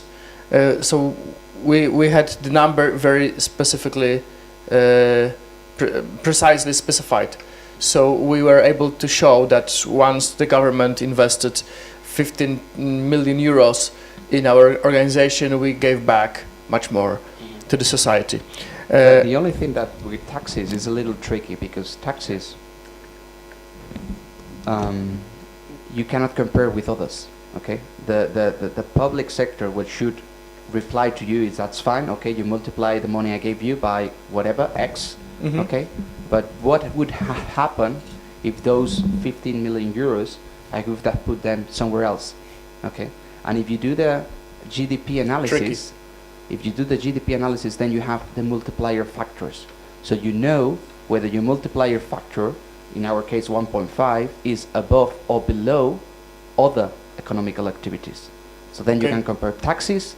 You cannot compare because you don't have what to measure it against it. Okay, that was very detailed, and thank you for that. Do you have any other perspective on that? Because another question that I put on my list was actually answered by you, because maybe partially, because in my opinion we missed in every single presentation, we missed one factor that probably is very important, especially for the private organizations, which is the profitability of the organization. You mentioned that, because yes, you are non-profit, but we talked about how we can measure the sustainability and effectiveness of the incubators, and we missed one of the most important factor. Is this organization is profitable?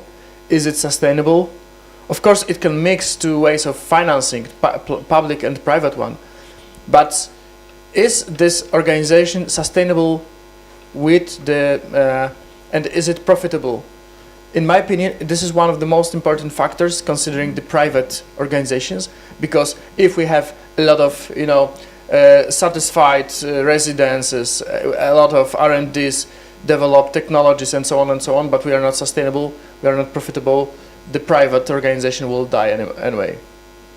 So what do you think about that? It of course depends, but in my opinion it's kind of you don't always when you do accelerators, incubators, mentoring programs, that's not only like kind of like you invest money, you expect return on investment in those companies, but also we should think about like developing the market in general themselves. Yeah, for us from a co-working space perspective, if we help people to grow their companies in the future, they will need, like, if you run a company, you usually need an office, yeah? So if we contribute to the community into developing those businesses, we can expect in 2, 3, 5, 10 years, more innovation companies, more companies in the general market who will need to go somewhere to have a workspace, yeah? So, and that's hardly measurable from our perspective, because it's kind of long term. Like, we are on the market, on a co-working market, which is actually starting now. Like, it started in Poland like 5 years ago, but it now will be flourishing, yeah?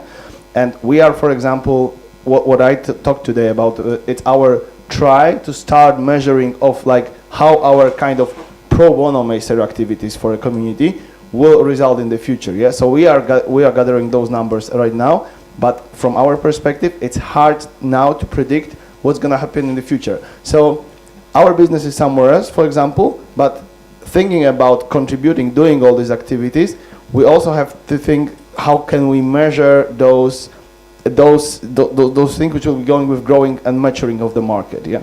So I think that's difficult part, just not only looking in the business case of the single entrepreneur entity, like ours public, where I work is private, where you work is public. It's hard to say, but how to think about the KPIs for like how our contribution will work in the future, because not only we help, but also the whole market is growing, yeah, and it's far more complicated, and I don't have answer for that, but we are not always thinking, we are not only focused on like what we're gonna earn, like what's gonna be our profit from like all those our basic activities. Because your business model is somewhere else. Our business model is somewhere else, yeah, for example. So that's interesting, and I believe, like, for example, like if like somebody runs an accelerator, yeah, now, like for example, works for a, may say even public entity at the moment, yeah, but he also learns, for example, by like after first or second round of VC funds in Poland, we are like learning, constantly learning. The guy who had bunch of money to put into investment, he not only earns money, but he also learns experience how to invest. And in the future, in like 5 or 10 years, maybe he'll set up his own company, maybe he'll found another company. So it's not only about the money, it's a lot about investment in the market growth, knowledge growth. So these are things very hard to measure, yeah. I agree, but this is true in the organizations that has their business model somewhere else. Yes, because if I ask Diana Koziarska, that she's absent today, she gave yesterday a speech about the Accelerator X. She can say, and she told already during the presentation, that they need to switch their thinking from the non-profit perspective to the generating of income, because once they want to improve their activities, they need to hire staff, they need to pay employees, and so on and so on. And I suppose that your point of view is quite similar. Just one small comment. It's kind of problem with that. I also talked with Diana about that yesterday evening. We are in a flow of EU money, and like a lot of accelerators are like public money funded, and many companies like Alior Bank, like 2 days ago, launched their own private accelerator. Finally, yeah. Diana and Boris are trying to launch their own private accelerator. Like they're doing it, as you said, like it's kind of, they need to find a business model which is bringing profits, and that's for sure hard. But it's even harder because a lot of EU money now on the table, it will change. But though they have harder for the moment, for sure. Yeah. So exactly. Yeah, I think that's exactly the case, and that's what we're doing as well. We have the non-profit part of started being all the services we give to startups, and then next to that we have a corporate incubation program, which corporates pay for. Can you tell me, after you answer a question, can you say something more about this corporate incubation program? Yes, because of course. This is something completely new for me. Yeah, and then we also, our board of directors approved us to go and look for grants as well. We haven't been doing that up until now because we weren't able to. So that's what we'll start doing now as well. So that will enable us to hire extra people and to work on specific topics. The corporate incubation program is something we're starting up. We have at this time 1 active corporate client and 3 of them in the pipeline now. So what we actually do is we enable corporates to put project teams in our hubs, innovative project teams. For example, our corporate client right now is Luminous, EDF Luminous. It's an energy company, and what they do is they have an innovation roadmap within the company, and they ask for all the people working in the company for innovative ideas. They select some of them, and then people can apply to be on the project team for one of those ideas. And during 3 months, they get to stay in our hubs full-time, work on the idea, and after 3 months, they will decide whether to go on with the idea or to just stop it. If they stop it, those people will return to their regular jobs, as if nothing has happened. If not, they will decide upon the course of action to be taken. So our role in this is to facilitate their teams, but also to follow up on them, to see what they need, to get experts, to get workshops arranged for them so that they can do a lot of work in those. And during these 3 months, the company pays them for... Yeah, they're just, they get their normal wages. Yeah. So this must be extremely difficult to persuade the company to invest, not only in paying you, but also to paying their employees to do something that may never react in anything useless. Yes and no. I think a lot of major corporates are dealing with a lot of difficulties right now, seeing as there's a lot of innovation and digital revolution going on. So companies need to step away from their core business and go and find new markets. Because if I look at my own company, KBC, if we stick to regular banking and regular banking products, we won't make it, because in 10 years' time, everything is digital. Blockchain will be the thing everyone's dealing with. So a regular bank, if we have like the self-driving Google cars, what will happen with car insurances, for example?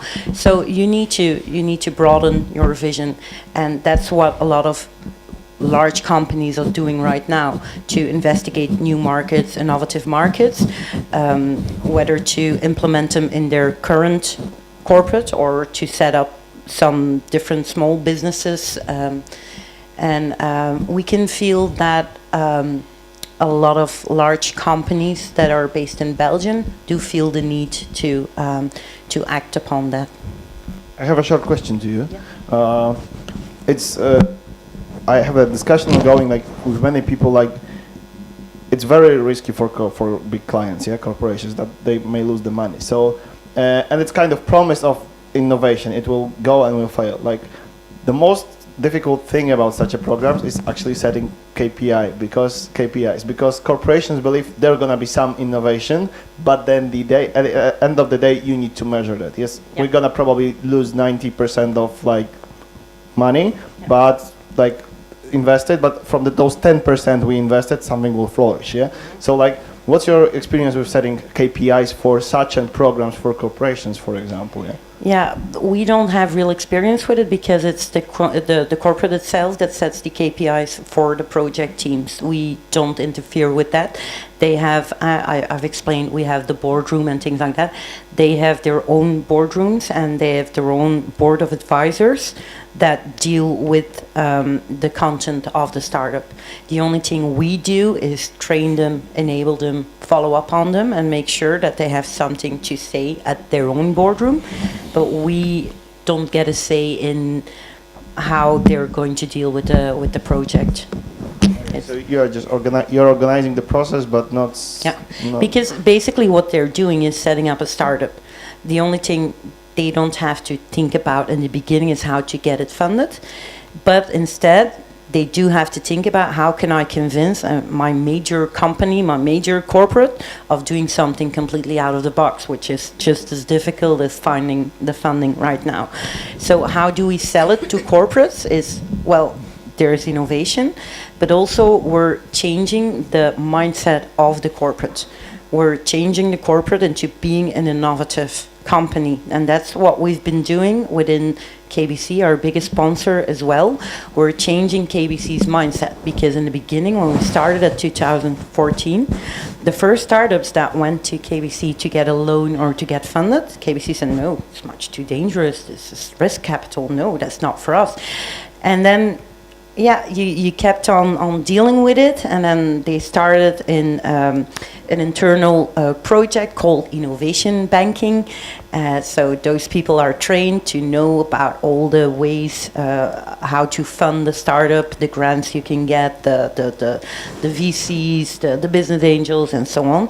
So they're actually experts now. So startups can walk up to them and ask them, hey, I have a funding need. What's the best way for me to fund my business?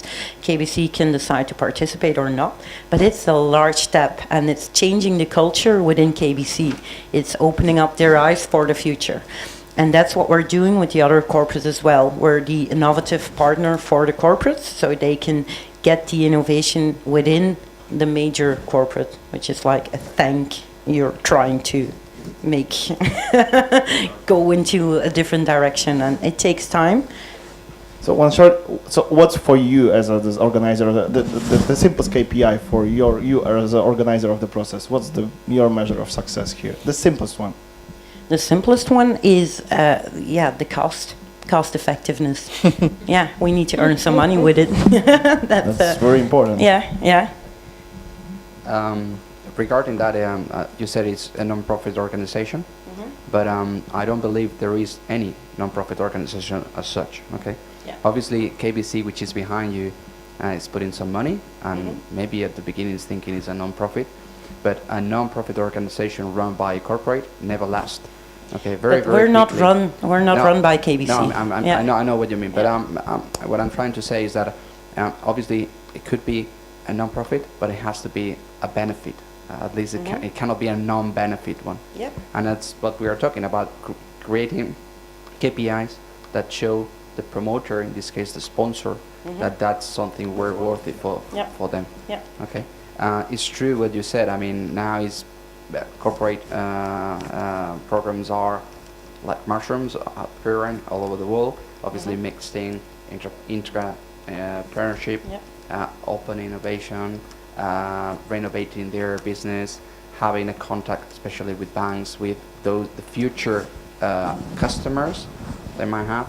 So that's a very complex thing. But the cases I know of, okay, if they haven't developed KPIs to show the economic benefit to the sponsor, they generally end up disappearing, which is, Of course, but we that's do. Bad news, but we do report on what we're doing, and let me just say one thing.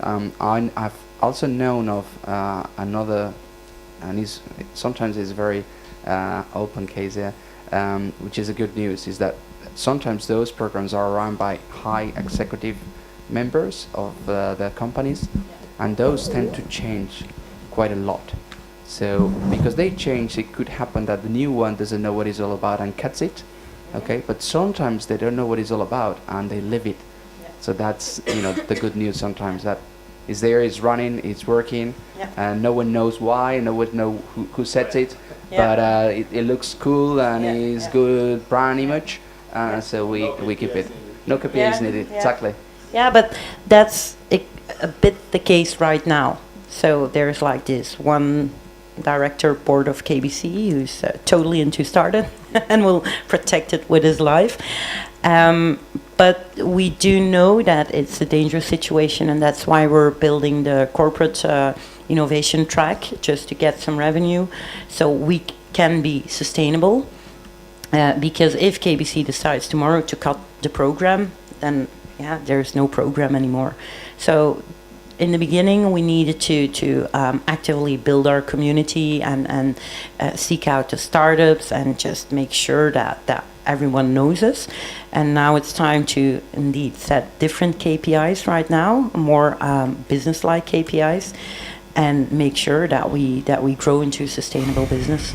But I think you touch on two different subjects, and I don't know whether it's good to join. That's my obviously personal opinion. One is to develop KPIs to show your sponsor that what you are doing is well worth it, and the other one is becoming self-sustainable. Okay, so I could, at least, especially with small organizations, I couldn't try to do both at the same time. I could decide to go one way or another. Okay, and because again, we said we don't have much resources, and it could be very difficult to do both and be successful at both. I don't think. I think you can do both at the same time if they're complementary. If the KPIs we're presenting to KBC are the same ones that enable us to be sustainable, then I think it's okay. I know a case that did like that. That's why I don't. I wouldn't recommend it. It's again a personal opinion and a personal experience. And what happened is that suddenly something changed on the mind of the sponsors, and they realized that could be a line of business. Okay, so then they were then looking at you as a social responsibility activity, a brand activity, talent identification, entrepreneurship promoter, and so on and so on. They were thinking that it could make money out of you, and that's very, very risky. Especially if you have a bank as a sponsor. I understand. I understand what you're saying. Yes. I see. My English is not so good, yes, sir, so I have to concentrate a little bit. What I see is that it's a little bit difficult to compare the key performance indicators, because you have many different systems, and you have many different objectives of business incubation. The one wants to act as a VC and wants to make the small companies, tech companies, fast profitable, and to sell them then, or to bring them to the IPO and so on. That's the one goal. In other countries with public sponsors, they want to develop the economy in the region, have more social aspects and so on. So it makes it a little bit difficult. Once some actors wants to work with female entrepreneurs or migrants, so profit is not the main objective. So I think. To make it a little bit more abstract, maybe we have to cluster the different types of incubation, of business incubation. So is it more for development, regional development objective, or more a private direction to be sustainable, profitable? Is this a business model, for example, to run an incubator for some make possible? I think that's a very important aspect. So in other cases we have problems to bring them together. For example, in Brandenburg we have a strong social aspect. Yes, we want to develop our economy, we want to lower the unemployment rate in the region when we started. And so we invest lots of money in this, and working strong with low-tech founders. In other cases, you work with university founders, high-tech, high potentials, and so you have maybe another KPIs compared to in Brandenburg. So I think it's an important point to make it. I think you cannot compare. So it's difficult to find for all incubators 5 or 6 KPIs. I think it's difficult, but I think you can cluster them, and then inside the cluster you can compare them. You know. I fully agree. I think that Frederick, what he was saying on his presentation was all along that way. But I would myself personally go a step forward. Is I couldn't compare one with another. I think each KPI, each incubator accelerator should develop their KPIs, thinking about what their activity is and who's their sponsors, stakeholders are. But I don't think it's a good idea to compare one with another. Okay, it's usually done in the sense, but I think it's done in the sense that I want to show what I have achieved. Okay, and others say, well, I have achieved this or more, but it's not about comparing whether the effectiveness of one or another is better.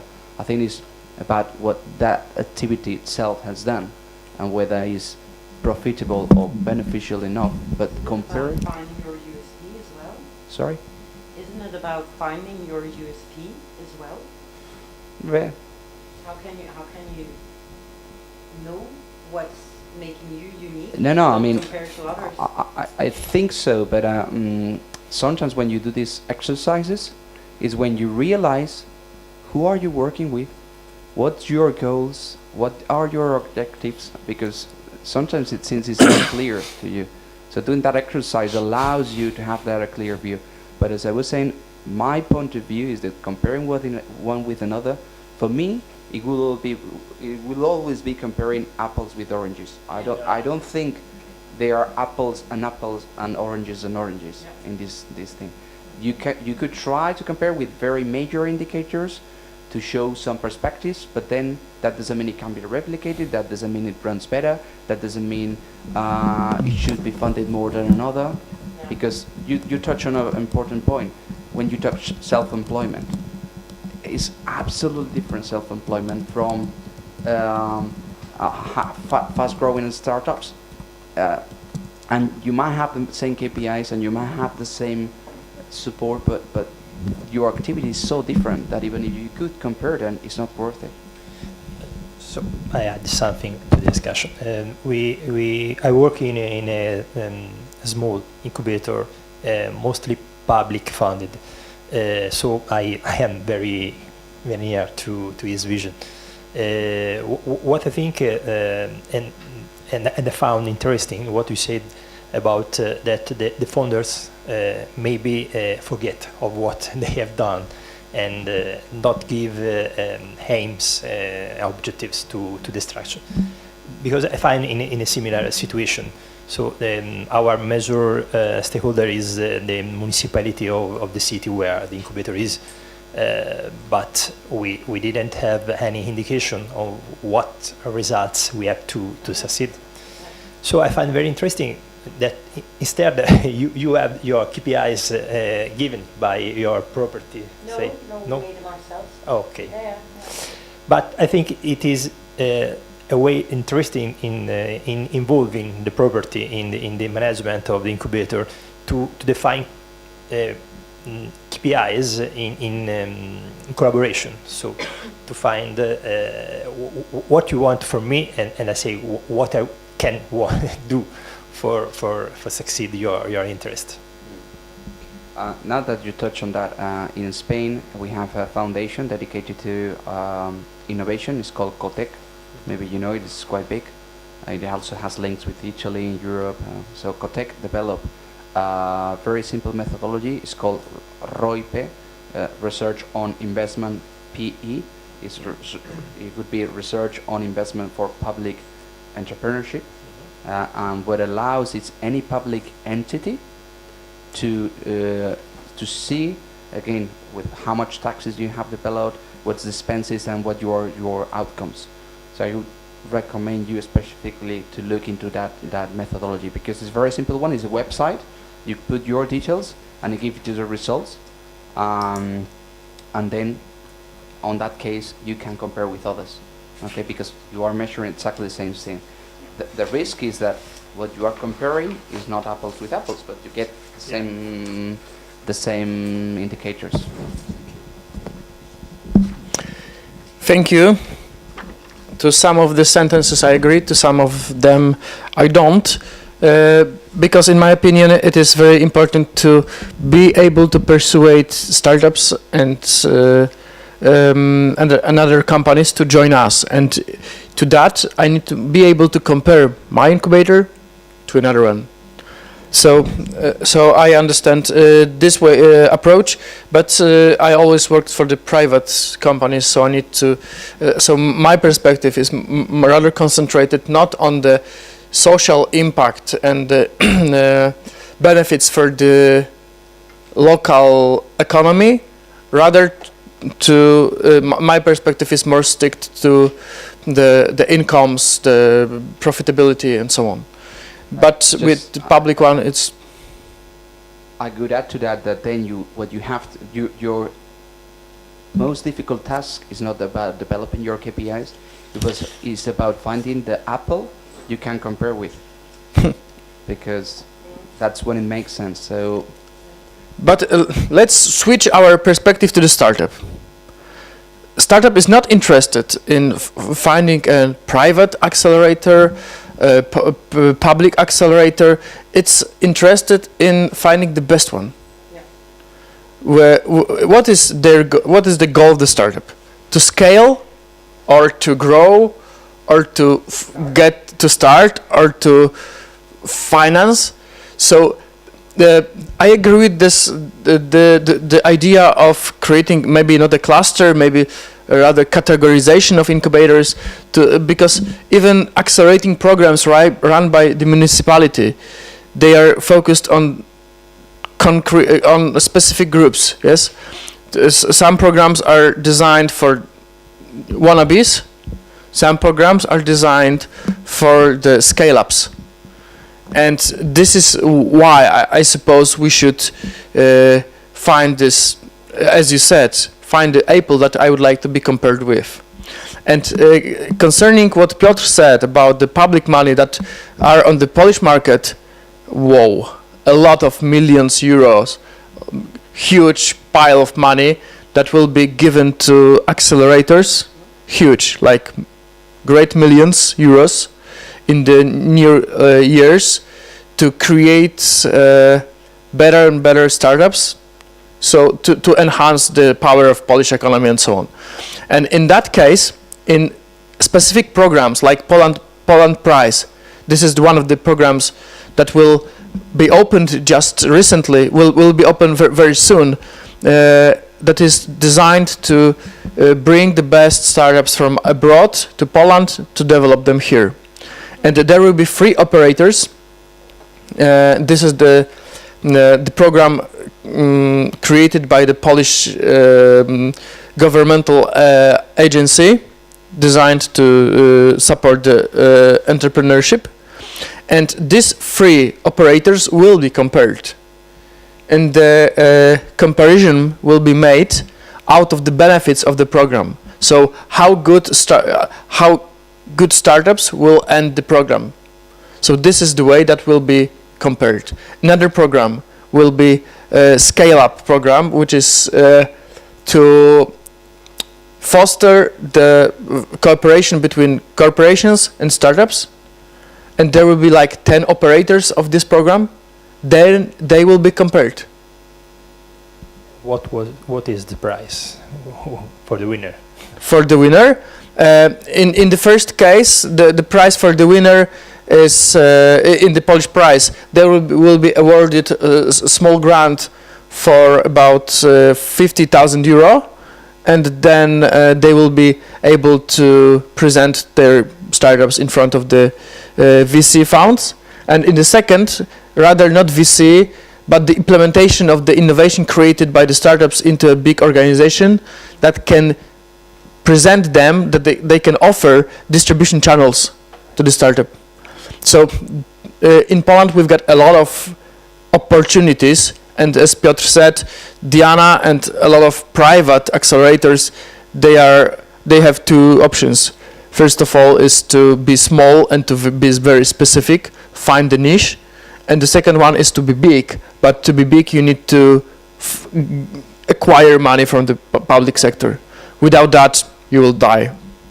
I don't know. We're a private incubator as well, and we're big. We're the biggest of Belgium because we do not specify. We take in all sector, we take in all phases, and that's actually our strength because you have a lot of cross-contamination between the startups. It's a viable ecosystem. But you've got a very strong partner, and you said that this partner spends 100,000 euro per year for your activities. And in Polish conditions, it would be impossible to persuade one player to spend. Yeah, but it's not just the one player.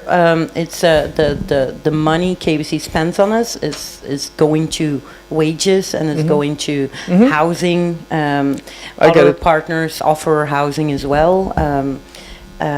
But yeah, our working budget isn't that much considering that we facilitate over 500 startups in 6 hubs. I agree. But the thing is that it's a growing ecosystem and it sustains itself because you're becoming bigger and you're the biggest network. People want to join your network and it grows itself. So I'm not really sure if you need public funding for that. In Poland, because the capitalization for one program is like more or less 2 million euro per one program, which is huge. Yeah. You are unable to find the private money for this kind of this level of capitalization for one program. In Poland, if you don't have the public money, then you are unable to find the private one at the same level. Yeah, you're unable. I don't know how it's in Belgium, but I had a talk with Startup Bootcamp founders and big accelerator across the Europe.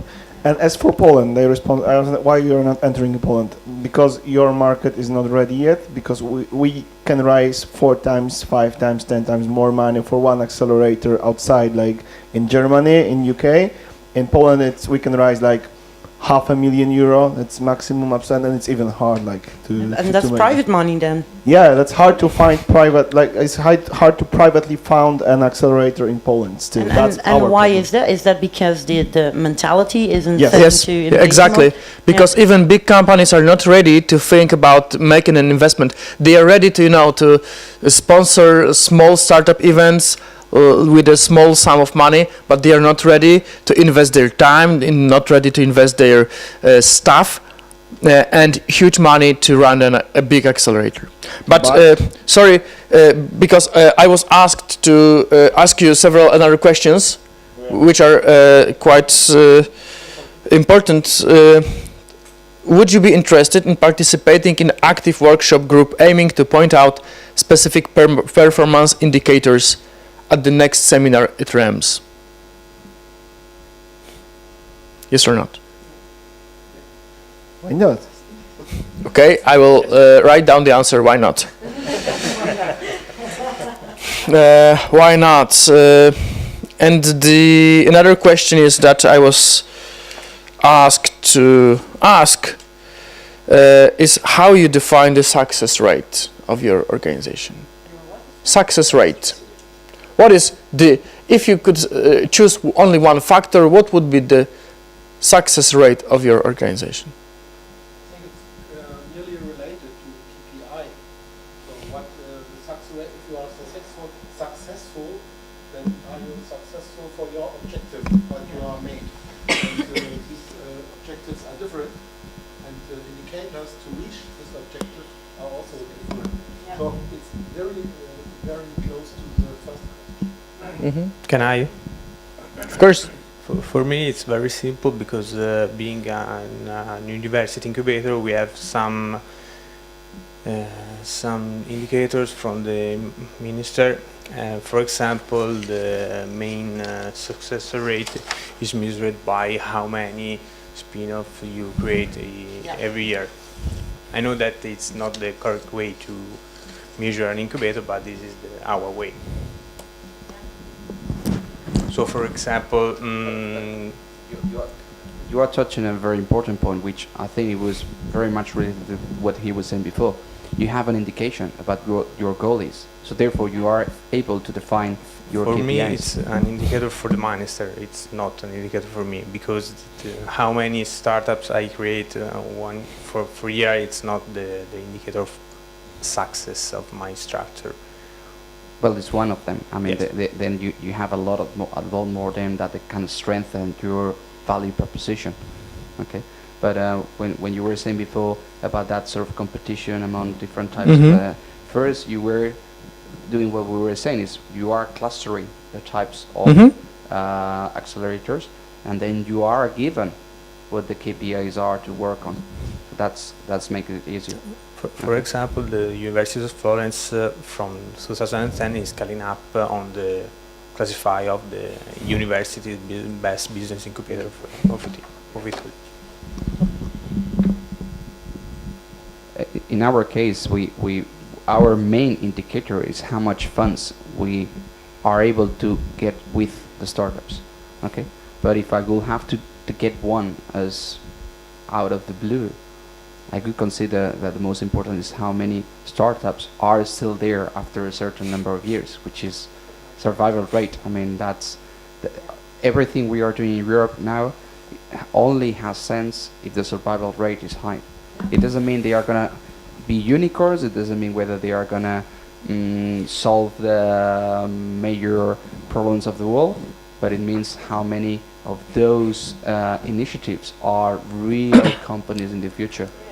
Okay, I agree, but not in 100%, because if there is I've heard the sentence, this is not my opinion, but I heard the sentence from the several VC funds that once there is an investment manager that has too big the survival rate, it means he chose not the best startups to invest in, because the best survival rate is in traditional industry, yes, traditional business. So once you have 100% survival rate in your VC fund portfolio, it means you chose wrongly. Yes. But that's the VC. That's not our side. And I think indeed the survival rate is most important, because we can talk about job creation as much as we like, but if it's only jobs for about 2 years and then everyone is on the street again, it doesn't matter. It needs to be sustainable. If you want to have a social and economical impact, it needs to be sustainable.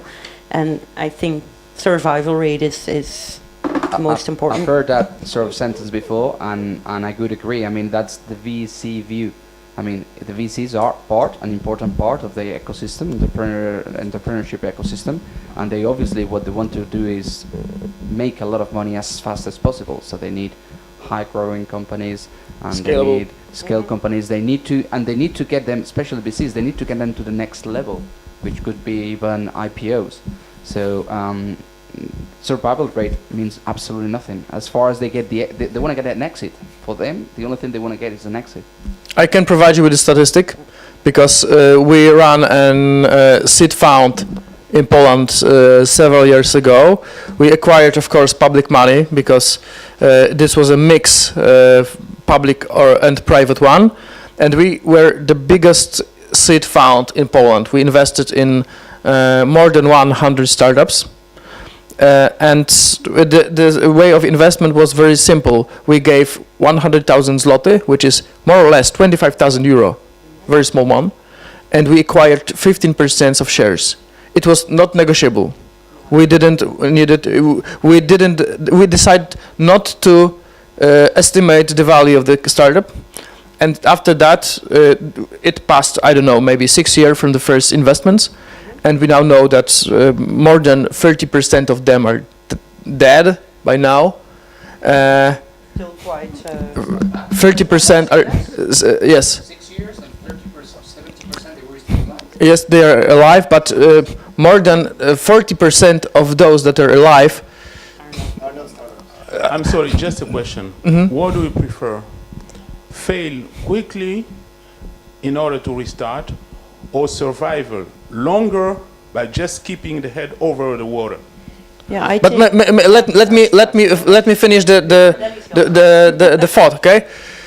And honestly, the 30% of this alive, they are not performing well. They're just alive. Yeah. But there are maybe 10% of the startups that are doing very well.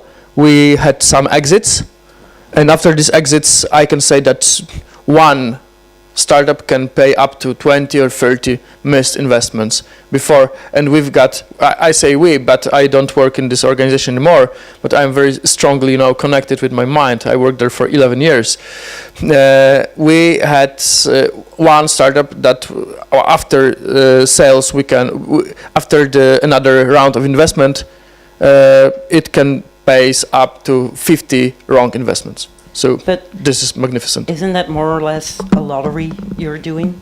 It's like if you say like we're giving 25K, we were asking for 15%. 15, yeah. We're not valuating anything. Isn't that like a lottery you're doing? And if you get lucky, one out of them hits the big town and you have your entire investment back. If you're unlucky, no. But the question was the model was not to put a lot of effort to evaluate the startups during the process, but to choose the correct startups. We chose mostly from the network that we created before, so we were able to create the funnel so that the decision of the investment was quite good. It was, I can say it was quite good. We knew in who we invested in, but of course. But to quote him, isn't it maybe better than instead of giving 10 startups 25K, doing the selection properly and give one startup 250K? Because what can a startup do with 25K? Let's be honest.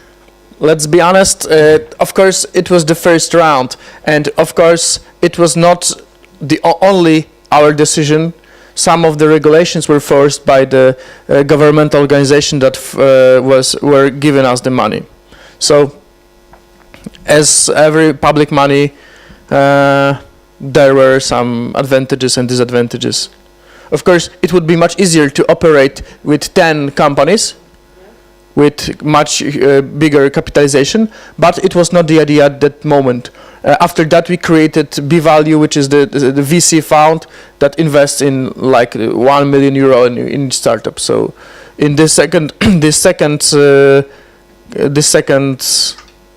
VC, there is much less startups, but they are much bigger. But I'm still thinking, are you really helping the startups because you're giving them 25K in exchange for 15% of the stocks, which means that the next time they need money, they're going to go for serious money, they need 250K, 300, 500K, they're going to lose most of their company by getting those funds. It was not always like this. No. Because another round of investments were made after 2 or 3 years, and the capitalization, the estimation of the value of the startup was completely different.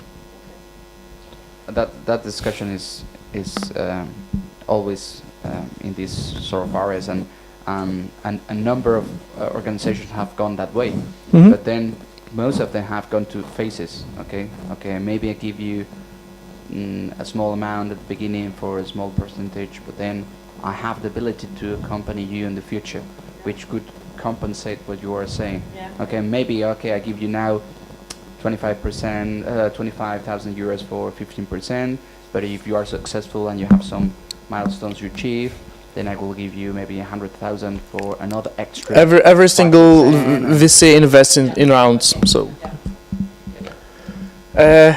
As I can see, the steering committee has finished. So thank you very much for this discussion. I will try to sum up once we are all together in the room. Thank you very much.